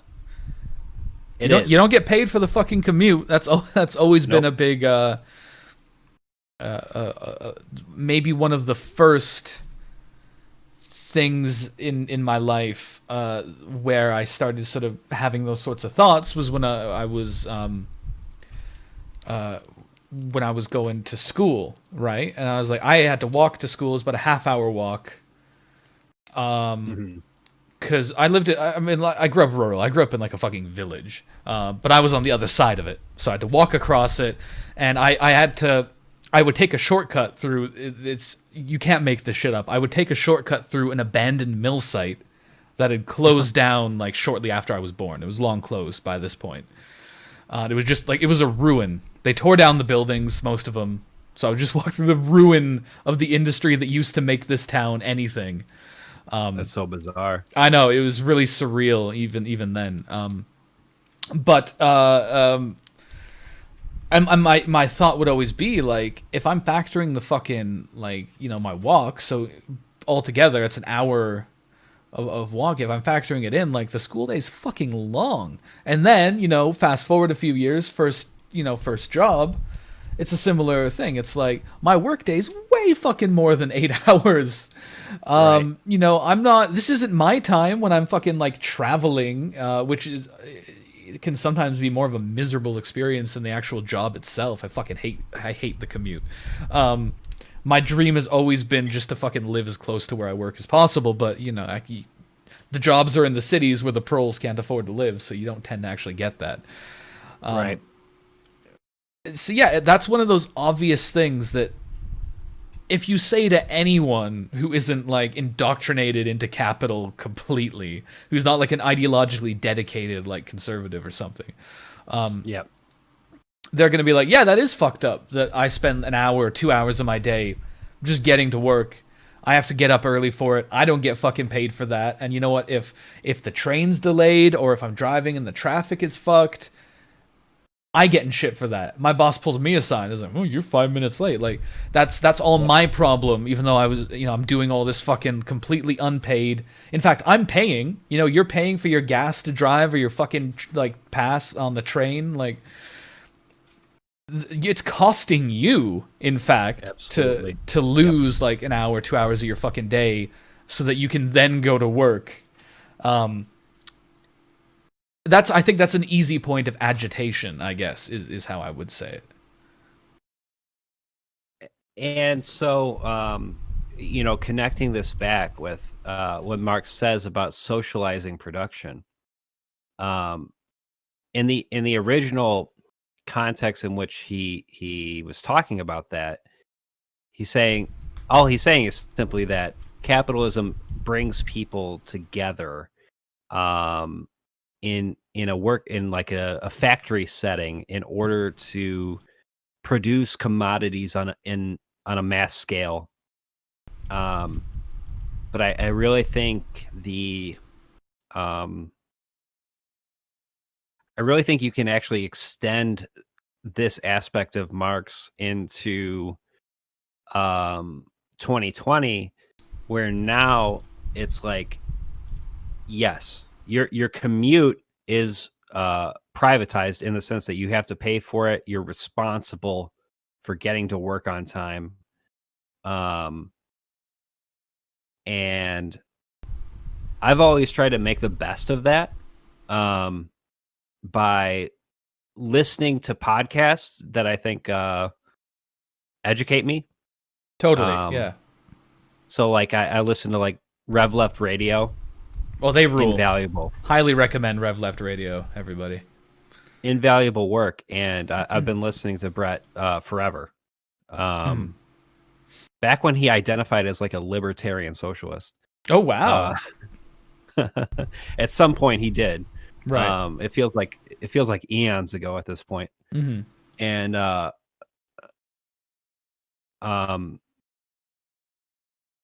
So that is an aspect of quote unquote production. The fact that we live in a society where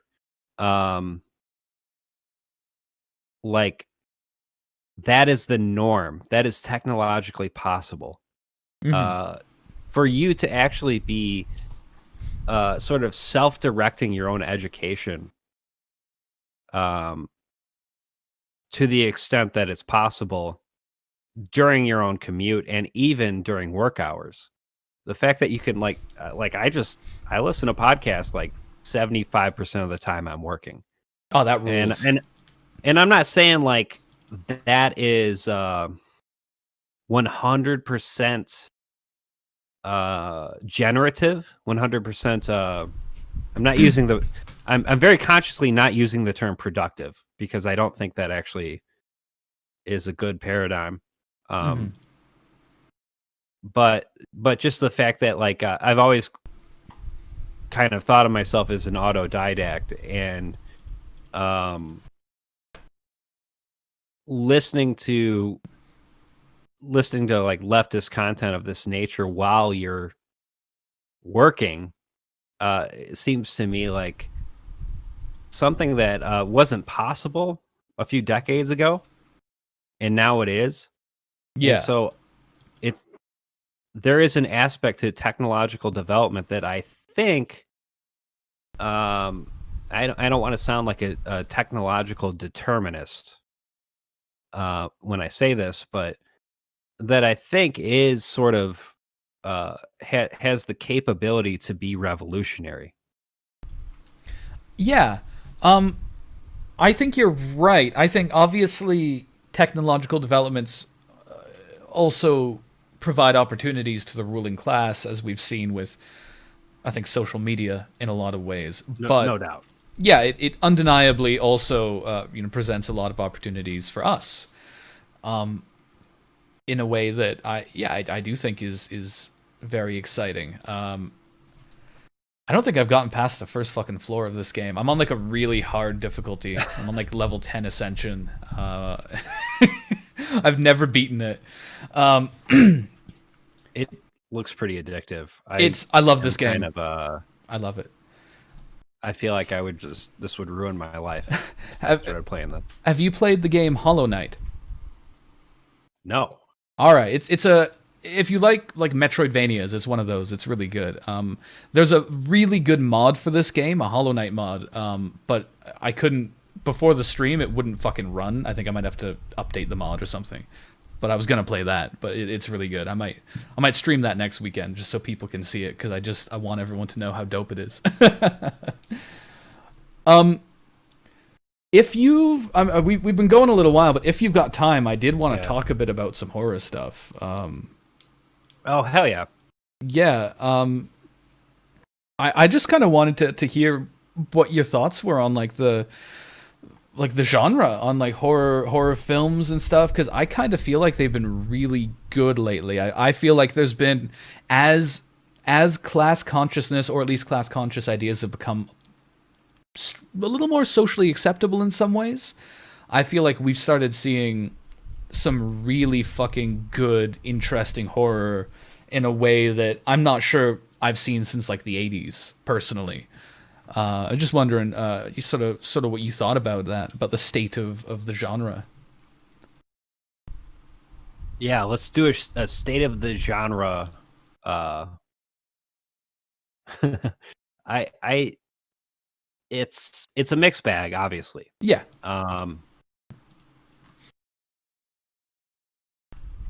Horror in general lends itself towards certain like social a social awareness that I think many other genres don't.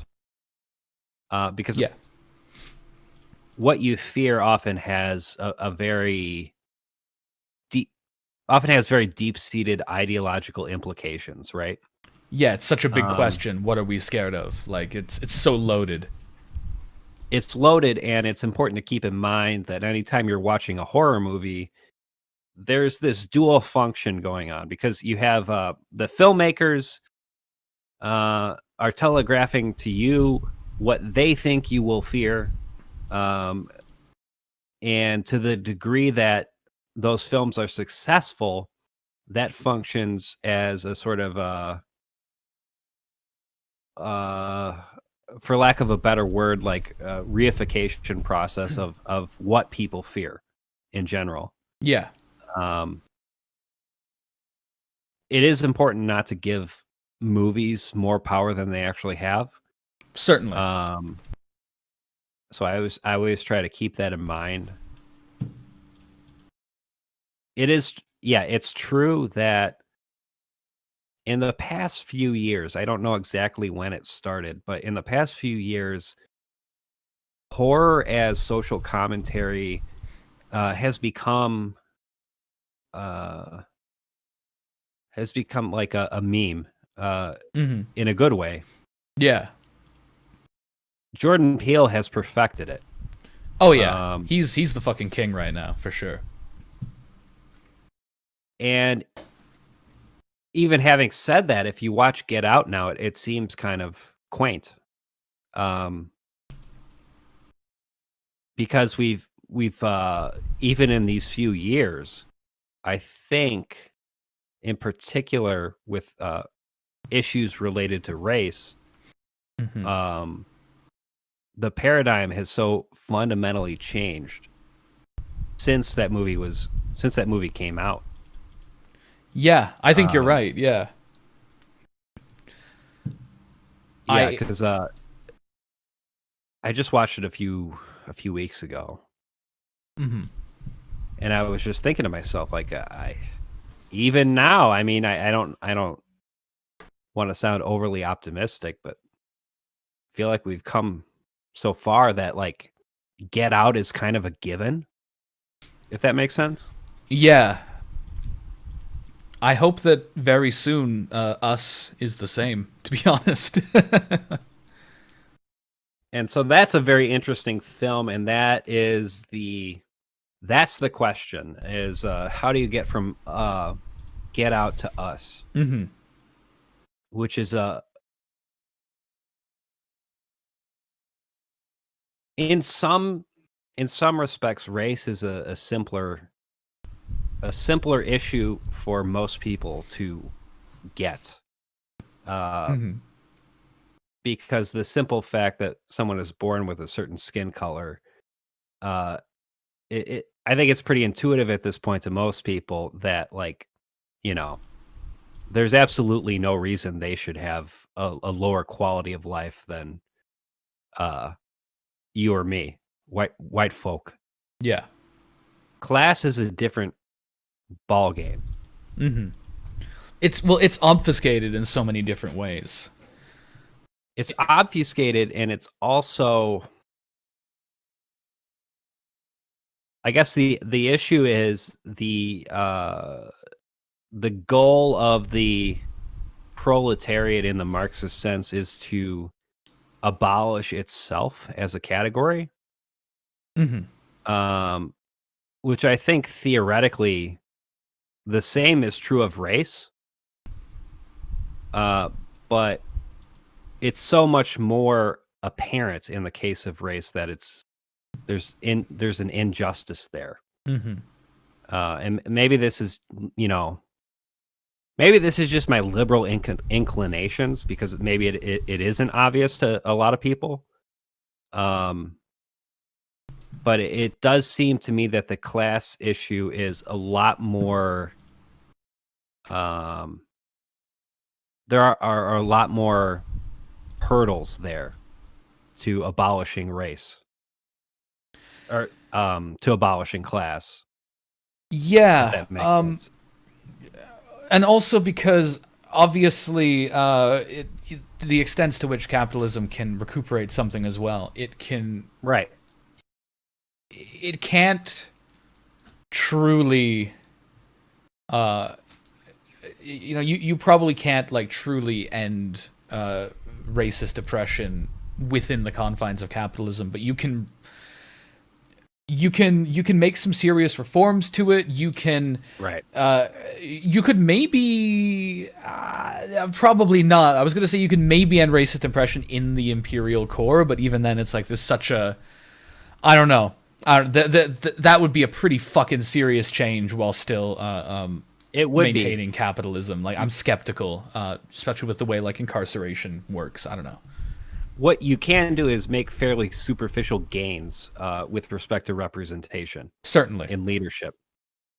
Yeah, Um, and this goes for not just racist struggles as well. Obviously, this goes for women, for right. LGBT people. Like, it's the same kind of problem where we can certainly get hella superficial concessions. I mean, a black woman might be calling drone strikes soon. That's exciting, isn't it? Right.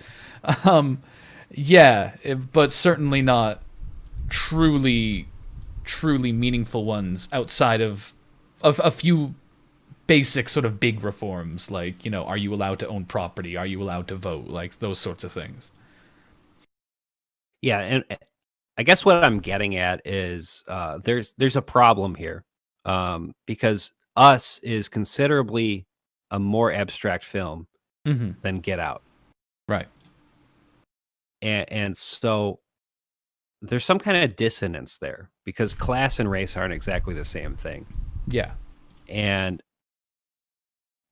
so um, unpacking Us as you've done, I think fairly successfully is I think we need more of that. I think we need more movies like Us, even though I don't think it was received as well as Get Out. Um or at least it wasn't like I think Get Out just blew everyone the fuck away. Definitely. Yeah. And Us is a considerably more heady film that many people weren't quite sure what to make of it. Yeah, I was my sort of so for me, one of my big barometers for like normie perceptions of films is Red Letter Media, is Mike and Jay. Mhm. Because they, if a movie has even one layer of allegory and it's making political statements, they will say that they will say they're not sure what the movie's about, or they will say it's not clear what the movie's about, without fail. 100% of the time, they will do this. And that's what they said about Us, and that's how I knew I was gonna like Us, because I was like, oh, okay, it I know Jordan Peele well enough to know that this movie's probably not actually incoherent. It's just saying Right. something substantial enough that these like cynical Gen X dudes, it's not computing. Exactly. And Exactly. yeah, and I think that's a problem a lot of people had with Us. A big part of what sparked me making my video about it, actually very similar to what sparked me making this Midsummer video, is seeing how like shallow and shitty a lot of the analysis or critique of it was. 100%. Yeah. Yeah. But I guess as far as the state of the genre goes, I've seen a lot of fairly good horror movies lately. Mm-hmm. I just watched this. This is from 2019. Movie called "Color Out of Space." The Color Out of Space. I With think Nick it's called. Cage. Fuck yes. You saw it? I absolutely saw it. Yeah, yeah. So this is, I think, the only Lovecraft movie that I think has successfully executed the concept, as far as I can gather. Yeah. It's a hard thing to put into film, and Yep. even one of so a big hurdle with Lovecraft obviously is that many things are intentionally difficult to describe or conceptualize. Right. Like the color is meant to be like it's not like any color anyone's ever seen, which obviously you Yeah. couldn't do in a film, so they just made it like a weird purple and made it like aesthetic and cool, and that was a fine approach, because you just have to compromise on that to make a movie at a point. Yeah, and I think the key thing to take away there is the fact that it's beautiful, but also something beyond comprehension. Yeah, it's clearly alien and wrong. Like, they communicate that just fine. I actually watched it around the same time I watched Mandy. And I think those are like my two favorite Nick Cage movies ever. I was just on one with Nick Cage. Just absolute awesome shit. Mandy is fucking incredible. Yeah, the thing with Color Out of Space is obviously there's this thing that shouldn't go unnoted when it comes to Lovecraft, which is that he's a vicious racist. Yeah, he's a piece of shit. Actually, it's funny, Copper Queen, that you bring up the cat, because I'm trying to remember what it was, but there's a cat in Color Out of Space. I forget what they call it. Obviously, it's not what Lovecraft would have called it. But I feel like it was a joke that they sort of drew attention to it, like, hey, Lovecraft fucking sucks ass. They might have called the cat Howard. I don't remember. Cause I think, or whatever his name. His name's Howard, right? That's the H, I think. I don't know. I'm not sure. Yeah. And you can actually detect, I mean, I don't know how you feel about this. It's not as obvious in the case of Color Out of Space, but you can detect traces of it in his sort of lore. That his worldview is kind of fucked up. Oh yeah, like a lot of horror that he writes relies on like these vague ideas of like tribal spooky voodoo shit and stuff like that. Like exactly. It's deeply fucking racist, a lot of it, for sure. I thought that Color Out of Space very it dodged a number of field mines. And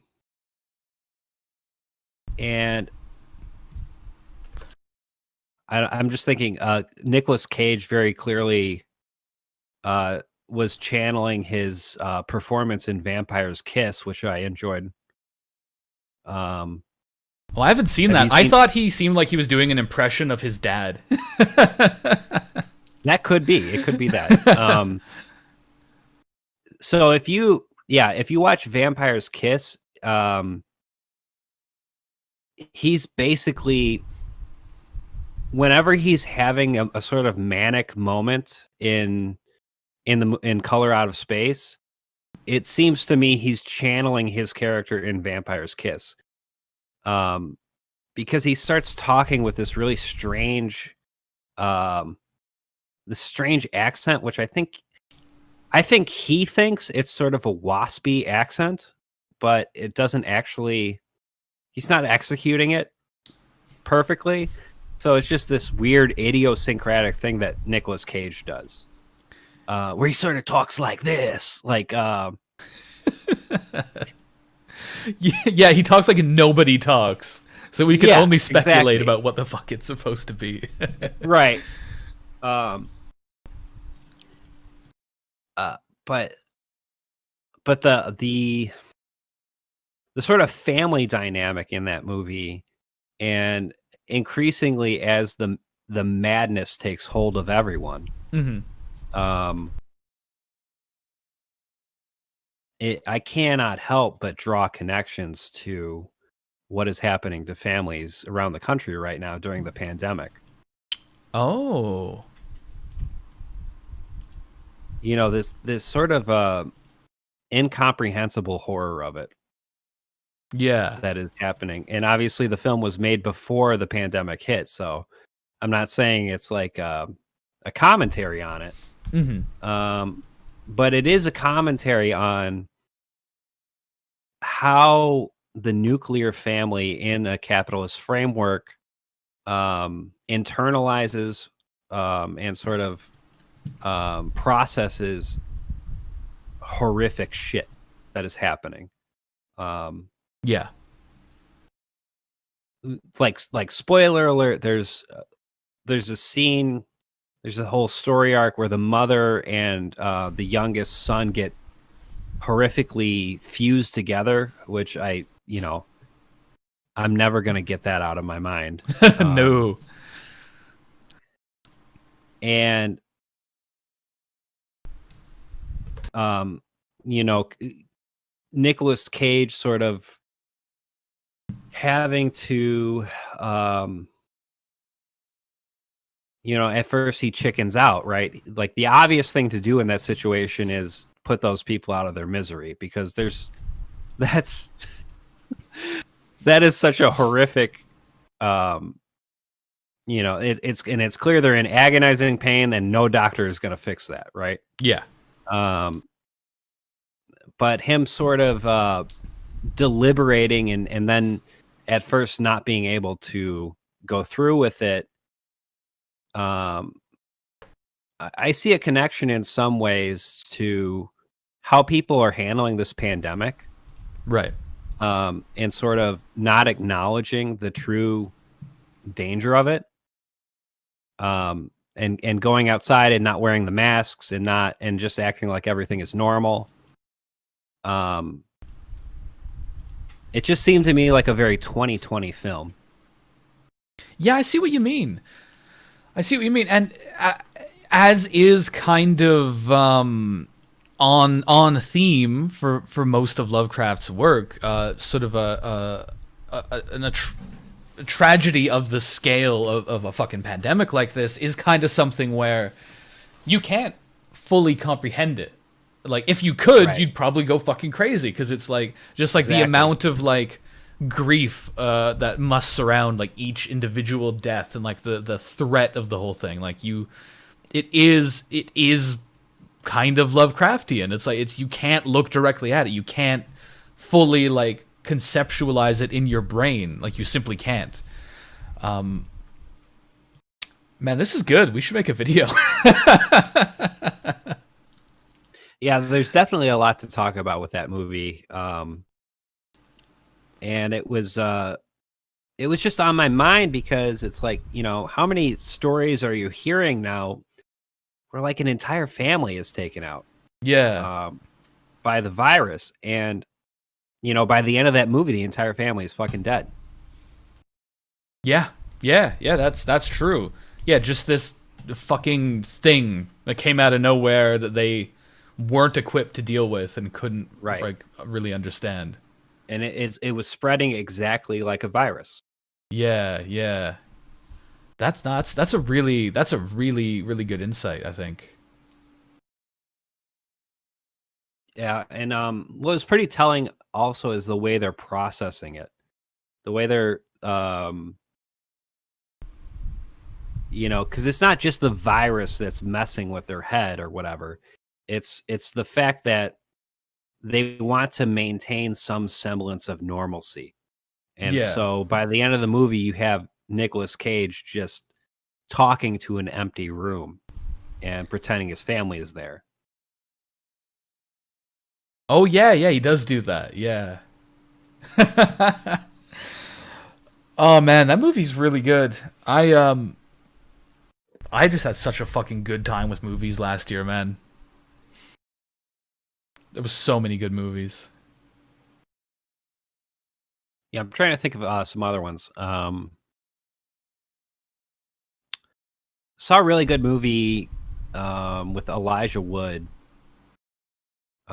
called Come to Daddy. Have you seen this one? No, I haven't. I do know he's been in some kind of weird shit lately. He's one of those people who made his money and is just like fucking around, and I Yep. respect it. I feel like Daniel got Radcliffe to. is too. Oh, totally. Yeah. Totally. Come to Daddy is a certainly a less heady film, but it's fun. It's a lot of fun, so I would recommend it. Okay. Is it like a horror movie or no? It has elements of that. It's maybe a bit more of a thriller, sort of kind of out of left field. It's hard for me to describe without spoiling it for you. Okay. Well, yeah. Fuck it. I'll check it out. Why not? Yeah, check it out. I've been wanting to watch more movies in general lately. in no small part because my film videos always do like fucking 10 times better than the rest. So I was like, I should, I'm not going to make a video unless I've got something I want to talk about. So I figure if I just try to watch more movies, and that'll organically happen anyway, and then it'll be fine. That's my whole plan. Yeah, I'm trying to think because I watched a lot of. Obviously, I watched like Midsummer last year, or maybe this year. Honestly, time is fucked. I'm not really sure when I finally got around to watching it. But I watched it and Hereditary right next to each other. I was a bit late to Hereditary. I didn't care for Hereditary. You know, wasn't that big a fan of it. It is. I have to say, for like when I saw it in the theater. Oh, well, first off, it scared the shit out of me. Right. But that one took a bit more thought on my part to sort of try and figure out what it was actually about. Right. Because I think there is a tendency amongst audiences when the ending is like that. That is to say, like when whatever's coming to fruition at the end is not like a good resolution. Yeah. There's a tendency of the audience to sort of be like, I'm not sure what I just watched. And I think in the case of Hereditary, there is some kind of underlying point being made in that film, and all you have to do is like look at the name of the movie and analyze the events of the film, and so at the end of the day, if you had a gun to my head, I would say the movie is about like generational trauma, if that makes sense. Yeah, I was sort of thinking generational trauma and how it kind of materializes in like abuse, and how if you're abused as a kid, you're much more likely to then abuse your kids. And that's kind of how I took it when he gets like crowned the demon boy at the end. Is like, well, it's like an initiation. Yeah, it's like you've accumulated all this trauma from this like fucked up childhood, and now you're gonna go start a family and replicate it. That's kind of how I took that to mean. And like I like the idea, and I love the idea on paper of representing that via like a demon, like a literal demon possession. Right.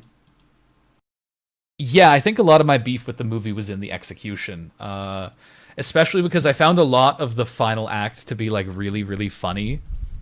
I think it was the choice of some of the way they did some of the effects. Like the mom, there's the bit where she's like up in the corner of his bedroom, the kid, when he wakes up for a while. And I mean, I could go like sort of shot by shot things that made me laugh, because that one was not the movie's fault, but I couldn't stop thinking about the stupid scene in Batman vs Superman where Batman's doing that. Do you know the one I mean? Yeah. Yeah, there's like the goons are in a room and one of them looks up in the corner, and like in his like really weird like buff beefy suit, he's like crammed up in the corner. It's so fucking funny. So now anyone in the corner is ruined for me. My brain is poisoned. And then after that, she has the really like weird looking thing where she kind of like flies out of the room, but like her legs are kicking, like it looks like she's swimming through the air a little bit. And then there was stuff like that, and her like banging her head on like the attic door. I don't know. I feel like those are very superficial gripes to have with a film, but I cannot articulate how much they just pulled me right out of everything, because it was like, this looks so fucking goofy. And I feel like it is a very like, with the themes that are being explored, I think it's a pretty intense sequence really that we're seeing. I don't know. I just found the execution really weird. I feel like for me, I liked Midsummer so much better. I just feel like it was tonally, it all came together in a way that for me, I was like, I like the middle of Hereditary. The beginning is a bit yeah, it's okay. The ending I think is goofy. The middle, when they're really focusing on like the tension and the resentment between like the mom and the kid, for something that was like kind of his fault, but not really his fault, but kind of his fault. And then she just like full on fucking like like that I love that premise of like she just like hates him. Like she fully fucking blames him. Like that is so fucking it's so heavy. I loved that bit of the movie. Even if some of the stuff surrounding it didn't really work for me so much. And like it's still even if I'm not huge on the movie, the things that were in it means that like I'm excited for the next Ari Aster movie. Like Oh hell yeah. yeah, he's up there for me with Jordan Peele. Is like if I hear that this guy has a movie coming out, like I'm invested. I want to go see it. Yep. You know, I'll be on top of it. Yeah. for sure, for sure. And I'm excited because I don't know. I've never a lot of the directors I really like are either dead or really far past their prime. So it's really exciting to me to have somewhat new and current directors where it's like I'm invested in this guy's work. You know, when I hear about a new fucking Peele movie, I'm gonna be like, oh shit, that's cool. Because I haven't really had that with a lot of directors until quite recently. So that's just I don't know. It's a cool relationship to have to film when you can follow somebody's work kind of from the beginning, because both of those guys are like 2 movies in and see how they develop and stuff. I love shit like that. Aster's got some good short films if you haven't seen them too. Ooh, I have not. Yeah, check them out. I think a lot of them are just on YouTube or okay. some analogous, video website. Video hole, yeah. Yeah. It was funny when you said Hereditary, there's like a lot of aspects to it that are unintentionally funny. Mm-hmm. And you were talking more about the some of the effects, which I thought you were going to go in a different direction. I thought you were going to talk about the there's just some shit that the family says to each other in that movie, in particular the mother, that is like it's so bizarrely honest that you can't believe it's being said. Yeah, I think I did crack up once or twice in surprising places because of the mother. She has this dream where she says, like, I never wanted to have you. Yeah, it's just so fucking brutal. It's just, what can you do but laugh? It's like... Right. It's just so beyond the pale. And I have to imagine if you watch that as like a parent especially, it's one of those things that would really be like, Jesus, fuck, I think that would add a whole new dimension. Because you invariably would, there's a lot of things in movies that I've always imagined would work better if I were a parent, just because you couldn't help, I would think, but sort of look at your own relationship with your own kids and sort of compare and contrast, and I think that invites some funny things or horrifying things, depending how it goes. But right. Yeah, but it is perfectly fair to say, like, hey, some of the effects just took me out of the moment. Like, I think that's fine. Yeah. It's with Midsummer, it's more I did really like some of the effects when it came to, like, she's tripping balls on mushrooms. That is pretty accurate. I loved the way that, I mean, obviously I talk about it in my video because I love the way that drugs were used in that movie, as well as in Mandy. It's such a cool idea, and I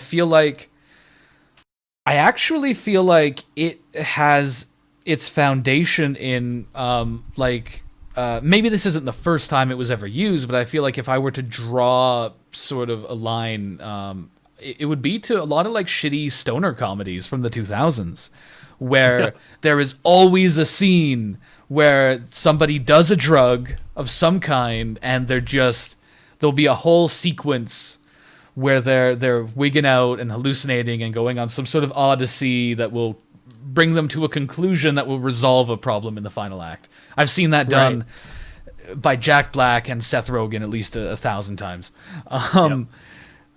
And I don't know. I feel like this is almost they're playing with the same tools in such a dramatically different tone and way in a movie like Midsummer. I love it.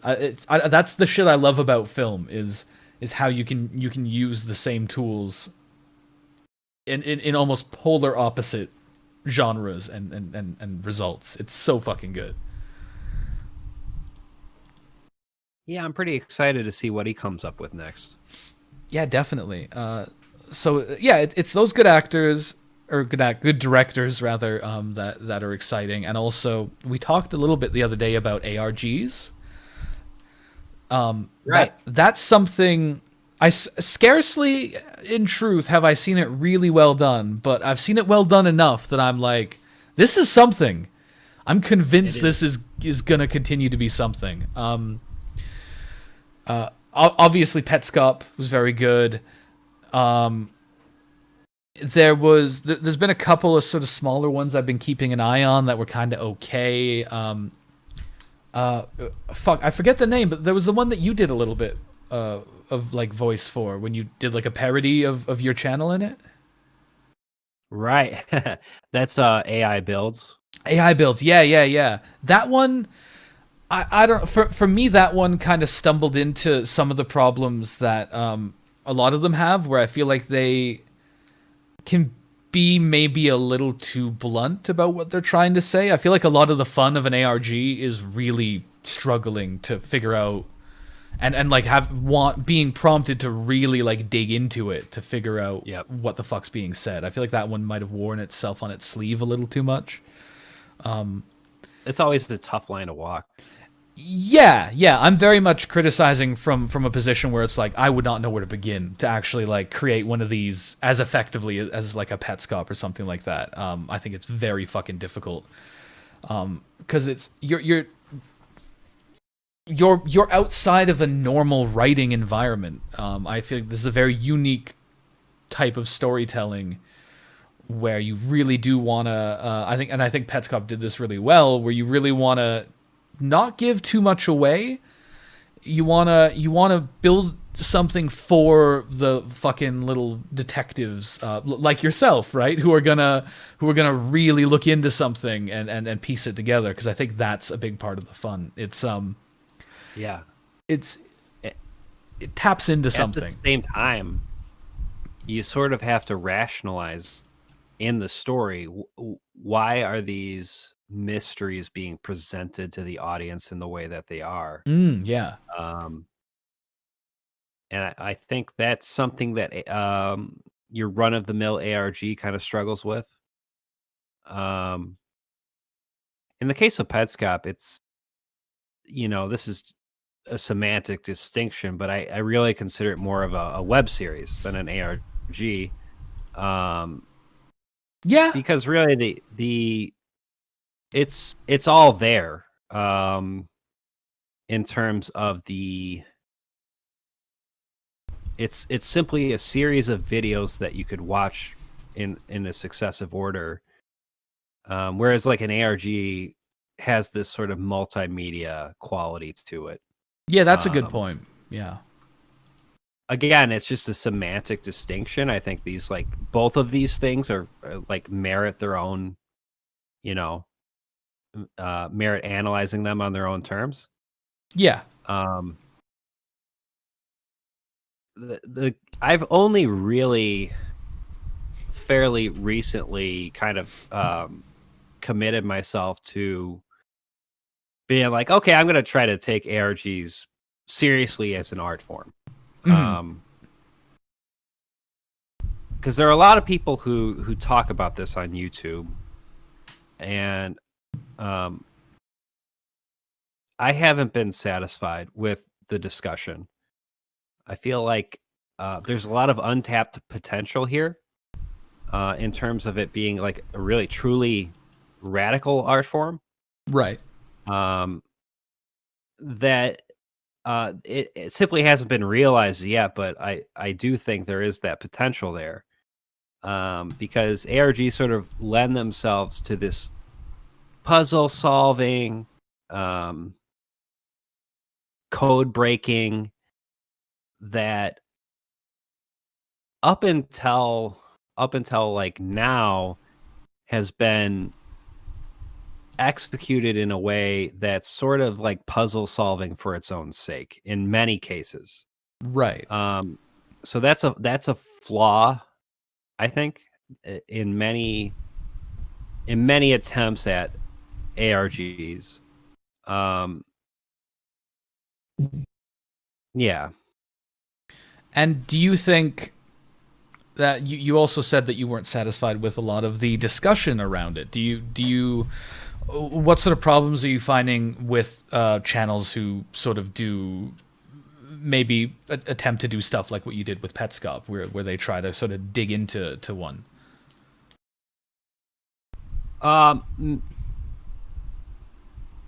It's tough for me to discuss in broad strokes, but mainly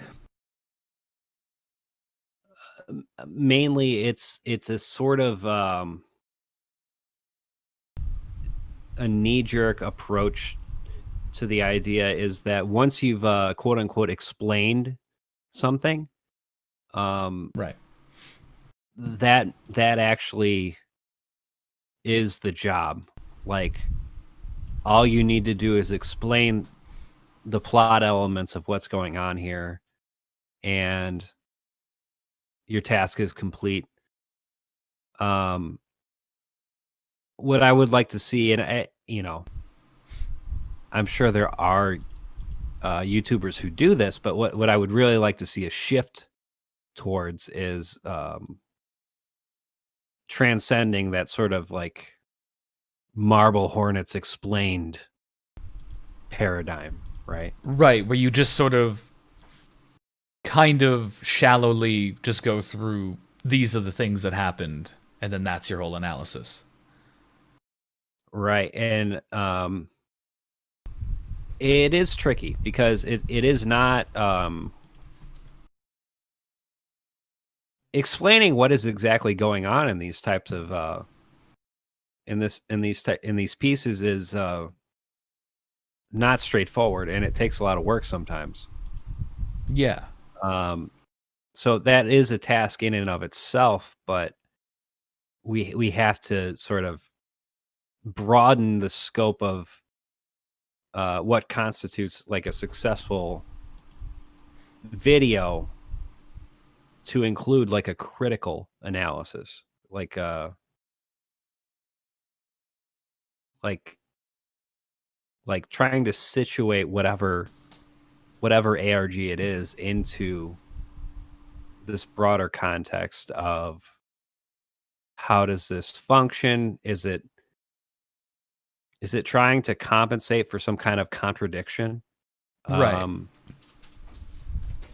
Oftentimes I think that is the case, and it's just not really talked about in those terms. So again, it's kind of tough for me to talk about in broad strokes, but like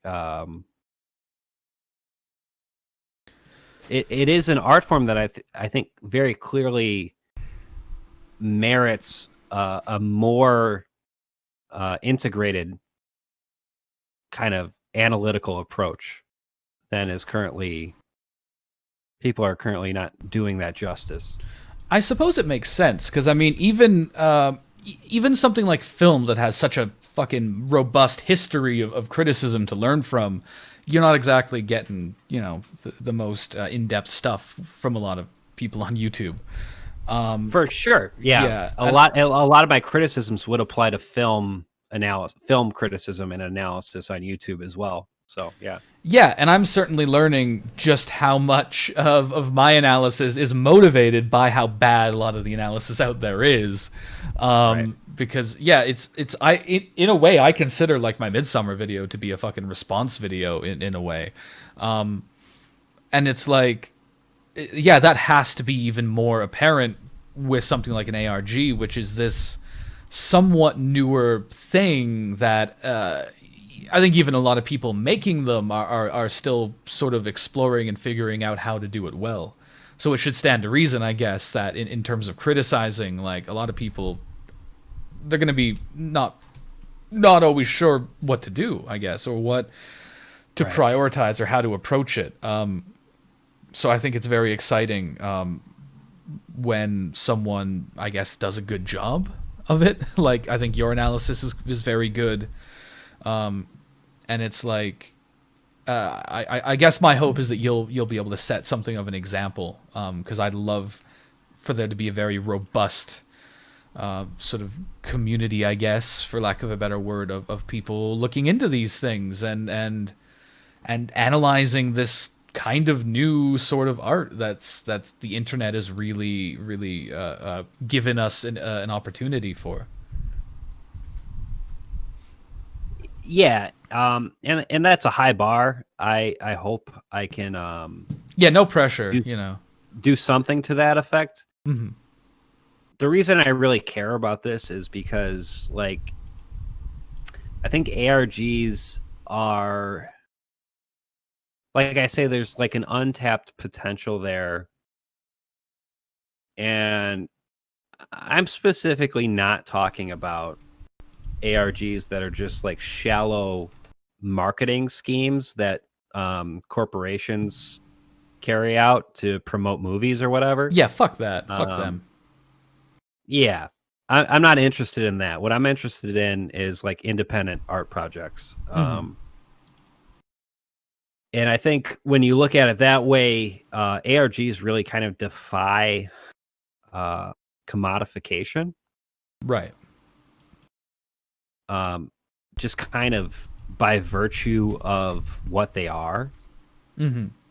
Um, so that is the reason that's the reason I really feel like kind of invested in giving them a bit more of a uh, analytical, um, looking at them really in depth, and because I think the art form merits that, and maybe in some kind of like dialectical way that can kind of progress the art form. Yeah. I think I think that's a healthy approach. I just fucked up this run. I'm gonna completely die. I think that's a healthy approach. I think that I would like if more people approach any criticism really with that kind of attitude. So I don't know. I'm optimistic about the future of it. There's been a few of these things I've been following, but I very much have this feeling that the best. Or maybe the biggest leap in this type of art is ahead of us, and maybe we'll be seeing that in the future. I certainly don't believe that something like fucking Marble Hornets would have been the peak of this. I don't think it is. And having said that, Marble Hornets was pretty for its time, Hmm. um, pretty groundbreaking. Um, Totally. Yeah. and um, but I do think there's a potential for ARGs to kind of fulfill what Guy Debord was talking about with his like creation of quote unquote situations, Hmm. right? Have you looked into that at all? No, I haven't read Debord. Yeah. So I only have pretty loose ideas about this. Hmm. And kind of, it's like speculating about the future of an art form is always kind of, uh, that's a speculative endeavor, obviously. Yeah, completely. But I do think there is potential there for kind of shattering the typical narratives the predominant narratives of capitalist realism. Yeah, yeah. And like I say, that's just due to the fact that this form is itself like not something that can really easily be commodified. The double-edged sword is that what can be commodified is the quote unquote explanation of it. Oh, yeah, that's a really good point. And so you'll have this sort of you can synthesize at least what you like a given YouTuber's interpretation is of the story, and then you can commodify that, and that's just you know that's just the grounds upon which we all have to operate. Yeah. So yeah, but it's something that's on my mind. In other words, that's a sort of double an ethical double bind in my that I think about a lot. Yeah, no, I see what you mean. That's I mean, I guess we're probably gonna be seeing that. Like, I think with any art form, as this develops, we're gonna, it's gonna start pushing up against its own limits. It's gonna start pushing up against its relationship with capital, and I think you're right. I think that we're going to see that dynamic one way or another develop. And Yeah, and like I'm not I kind of acknowledge that I'm complicit in that. At the same time, I don't really see a way around it yeah, at this point. So that is where the horizon of capitalist realism comes into play. yeah, definitely. And it's just one of those things that's like, well, that's what's gonna happen because that's the territory. Right.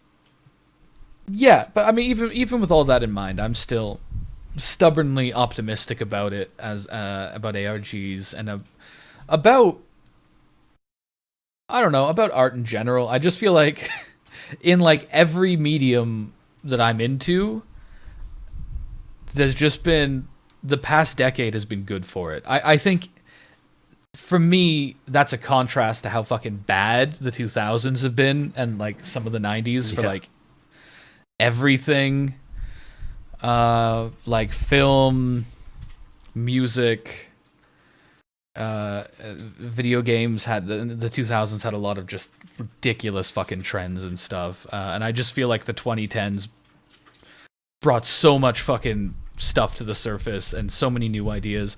I think a big part of it was maybe just millennials entering into the world of showbiz, of music, of game development, in a proper way. Like a lot of them were sort of coming into their own, getting into starting to come up to like 30 years old and being established and being able to like make creative decisions and stuff. So I just think a lot of new voices, sort of that was the time when a lot of really new perspectives were coming in. Sort of coinciding with this resurgence in awareness of socialism, Yep. and stuff like that, and talking about class becoming allowed again, at least with some asterisks attached to it. So yeah, you said earlier not that we must always not overstate the importance or power of art, and I fully agree. For me, art is more of a barometer, right? It's more of a sticking a thermometer might be the word, sticking a little thermometer into the culture and where people's heads are at. It's just a little window into that, I guess, for me. And what I'm seeing is, Yeah. I'm optimistic. It definitely is that.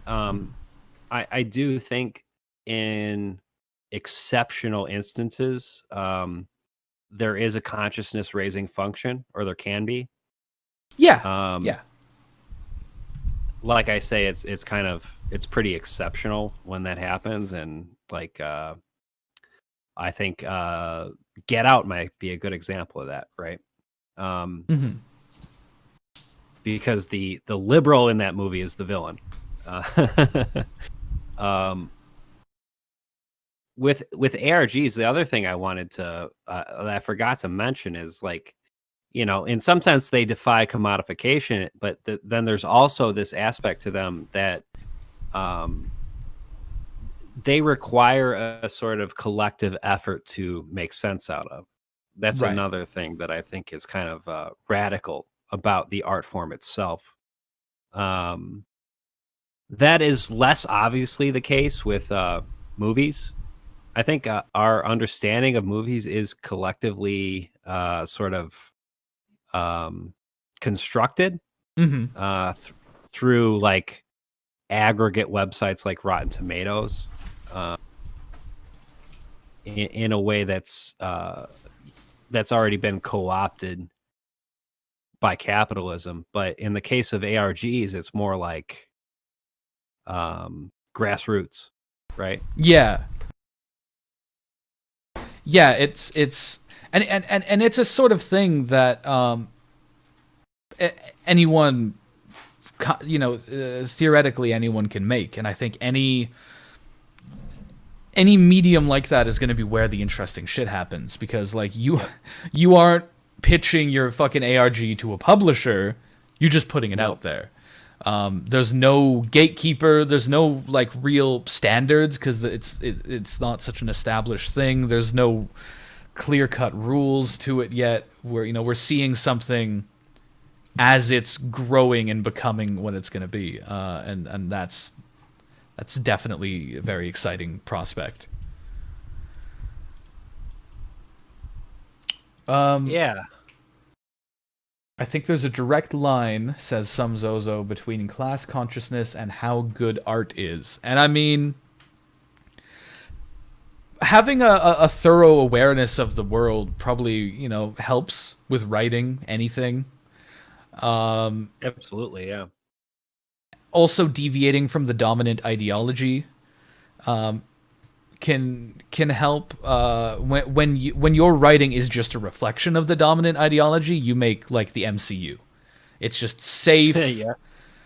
doesn't challenge anything too much. And like I like some Marvel movies, but they're certainly not like boundary pushing, interesting art that you could sit down and talk about and really get a lot out of. So it's yeah, there probably is a correlation. Not all art has to necessarily be socialist, but I think that being aware of those dynamics probably makes you a better writer. A lot of really good writing recently has come from people who clearly have their head around that. I mean, there's a reason that Bong Joon-ho is like as good as he is. I think that Absolutely. I think if you subtracted the class consciousness, his movies would be sort of like silly, in a bad way. Yeah, it's hard to even say what they would be. Well, yeah, I mean they wouldn't exist at all. But like, Right. he has a sensibility about him as a writer that I think really benefits from that perspective that he has. Because yeah, the stuff he writes is really sort of out there and larger than life, and it's good. It's really good. I've been trying to write something about Snowpiercer for a while, and I realized I've sort of caught myself doing this. I realized what I was writing about Snowpiercer was more. I was writing more about what people think about Snowpiercer. I was writing more of again, almost a response video about the critical reception and the existing analysis of Snowpiercer, which might be the more interesting thing to do because it's not a super complex movie. He doesn't fuck around. On the nose. Yeah, it's deeply on the nose. So yeah, that's it. Yeah, that's definitely something. But I think it's good to be on the nose. I think there's a place for subtlety, but I think when, especially a few years ago, and I would say it's still true now, when even talking about class was sort of a complicated thing, and in America, I feel like it's quite recent that a lot of people started saying working class in America again. I do think Bernie was part of that, because in 2016, he was still doing what a lot of people were doing, where they would say middle class when they meant working class. Right. Like, he would be talking about like minimum wage workers, and then he'd refer to the middle class, and it's like, well, that's not quite. But this time around, he would say working class, and to me, that sort of marked a shift, where people are in America are saying working class again. I think a lot more than maybe they were like 5-6 years ago, when I think you would say poor or middle class a lot. At least in like more mainstream discussion. Obviously, that's not true of socialists, but I think that's interesting, and I think that, again, that's one of those little things that sort of maybe gives you a bit of a gauge of where things are at. Yeah.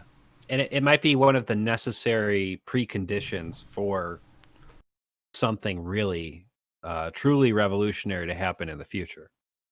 Certainly, yeah. I think that the working class being aware of itself and its position is absolutely a major precondition, and I can only read it as openly strategic and malicious the way that the political mainstream wouldn't even say it. They wouldn't even say working class. You're poor, or you're middle class, or you're a job creator. Yep.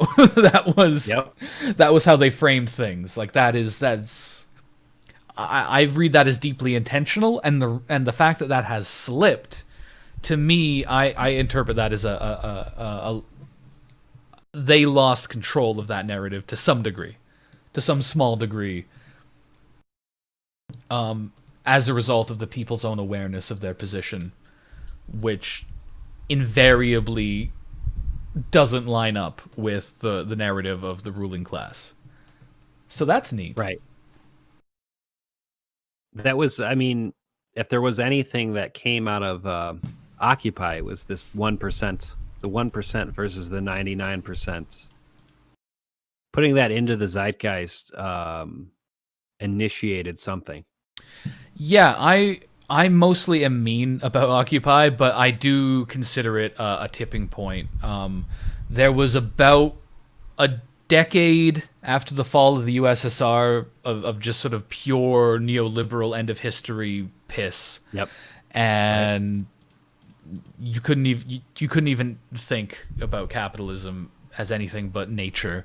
And then Occupy came along and was like, hey, doesn't this seem just like structurally fucked? And everyone at once was kind of just like, yeah, actually, now that you mention it, this does seem just fundamentally structurally fucked.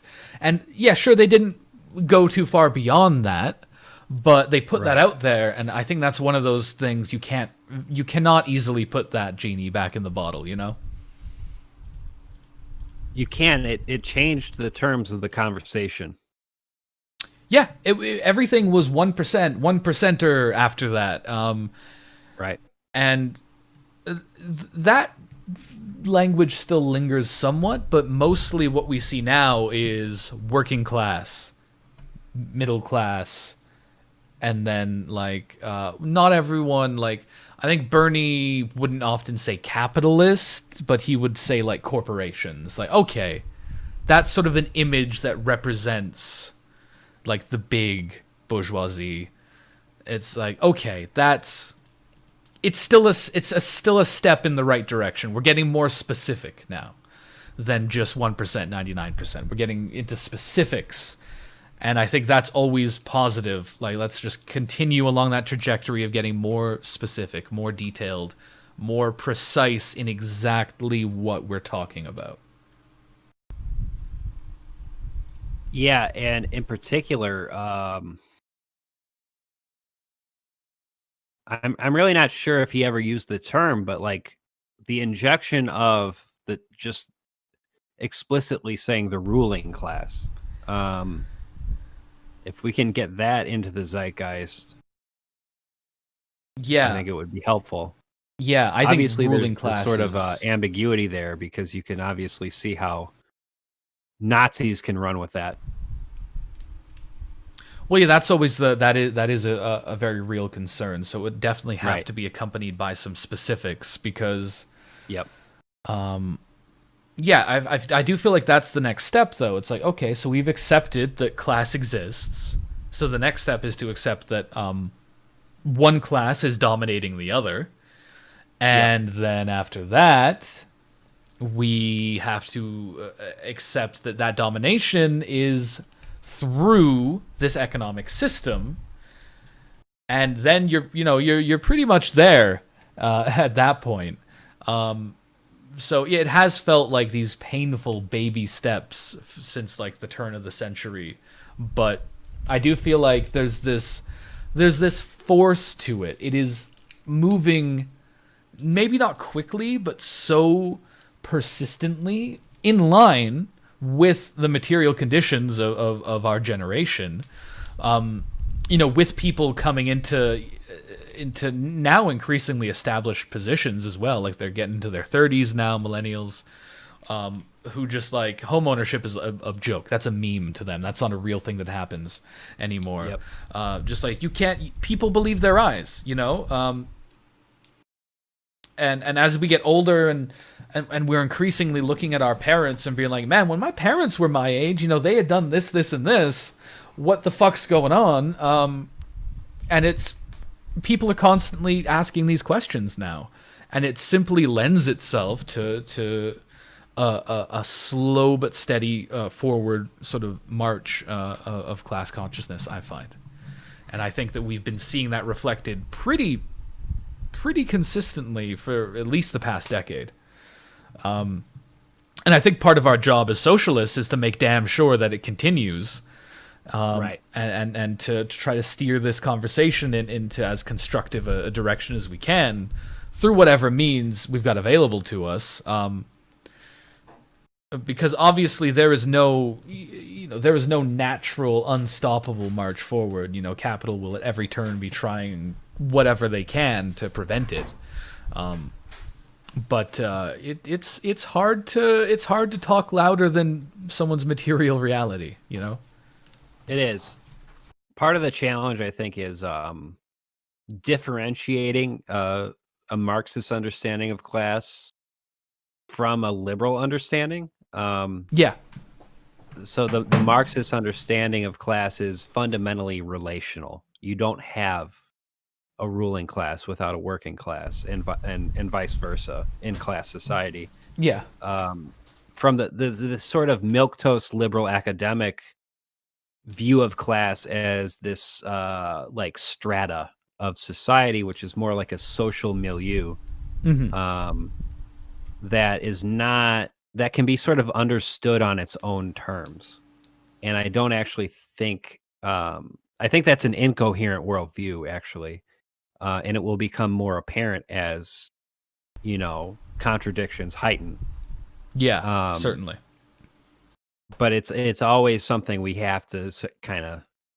That's part of our job, is to hammer home, like, know that the working class actually, the existence of the working class hinges upon the ruling class and vice versa in class society. Yeah. And if our job really is what Marx said, to create a society in which class is no longer a thing. It's a bad meme, folks. That does entail like transcending this dichotomy and figuring out how to organize society in material terms to make that possible. Yeah. Yeah, absolutely. No, you're right. Blastoise asked if we've ever read Walter Benjamin. I haven't. I have not. My Walter Benjamin. I've read Age of Art I've read Art in the Age of Mechanical Reproduction. That's pretty much the extent to which I've engaged with Benjamin, or as you would say in German, Benjamin. We try not to enable Germans on this stream. We've got quite a few of them in the Discord. It's getting a little uncomfortable. There's a ratio above which you got to say, no, we simply cannot have this many Germans. I was watching Chris Smith's stream the other day, and he was talking about how there's something about the German language that makes them crazy. Oh yeah, I saw that. Like that makes them think fundamentally in like these hyper abstract terms. I think you might be onto something. I don't know. There's something about those fucking Germans, man. Yeah. It's always the Germans. Yeah, I also liked the bit about Italy and Germany being like countries that formed sort of post-industrial revolution and being like They're the not seats real of fascism. countries. Yeah. Yeah. That's true. That's true. They're not. 100%. Yeah. They're fake countries. Yeah, extremely fake as opposed to other countries which are super duper real. Well, I love to point this out to Italians. Yeah, your country doesn't exist, Italian. Shut up. Well, in particular, Americans who identify very, like they think it like being Italian is like the thing about them. Yeah, it's always cringe because obviously there's not a real coherent American culture, so they latch on to what they can, and it's just like, yeah, my great great grandparents were Italian, so that means something to me. It's like, no, it just means that you're annoying about fucking pasta, and you probably have opinions, and you like email fucking food YouTubers being like, you don't put garlic in that. That's nothing. Shut up. Yeah, the things people choose to form an identity around, it's pretty. Yeah. No, it's yeah. Well, you got to cling to something. A similar thing going on with Irish people, and I can say that because I'm part Irish. You know, I'm predominantly, I think I'm like 75% English. Took one of these stupid fucking ancestry genetic tests. You gave them your DNA. Oh no. Yeah, I did. I got it as a birthday present, so I was like, it's one of those things where I was like, I guess it's rude if I don't do it, I guess. Yeah, the gulf between like Irish culture and Irish American culture is so fucking funny to me. Like it's simply nothing to do with each other at this point. But you still get Americans being like, "Yeah, I'm Irish." It's like, no, you're not. I think you can go 24 hours without even thinking about how much you hate the English. That's not Irish at all. Right.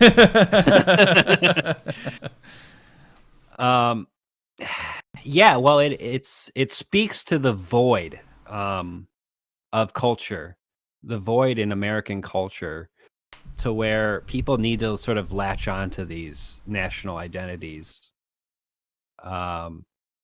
Yeah, when you don't have a coherent class identity and you don't have like an immediate community, I mean, that's the next place to look. It's like, all right, well, where's my family from? Like, what do we got? What's in the vault? Right. And I think that's a big part of why these fucking DNA tests are so big, because it's like, you got to find something to hang on to, because then, maybe I'll find out that I'm, I don't know, a Greek or something. All right, that's what I'm about now.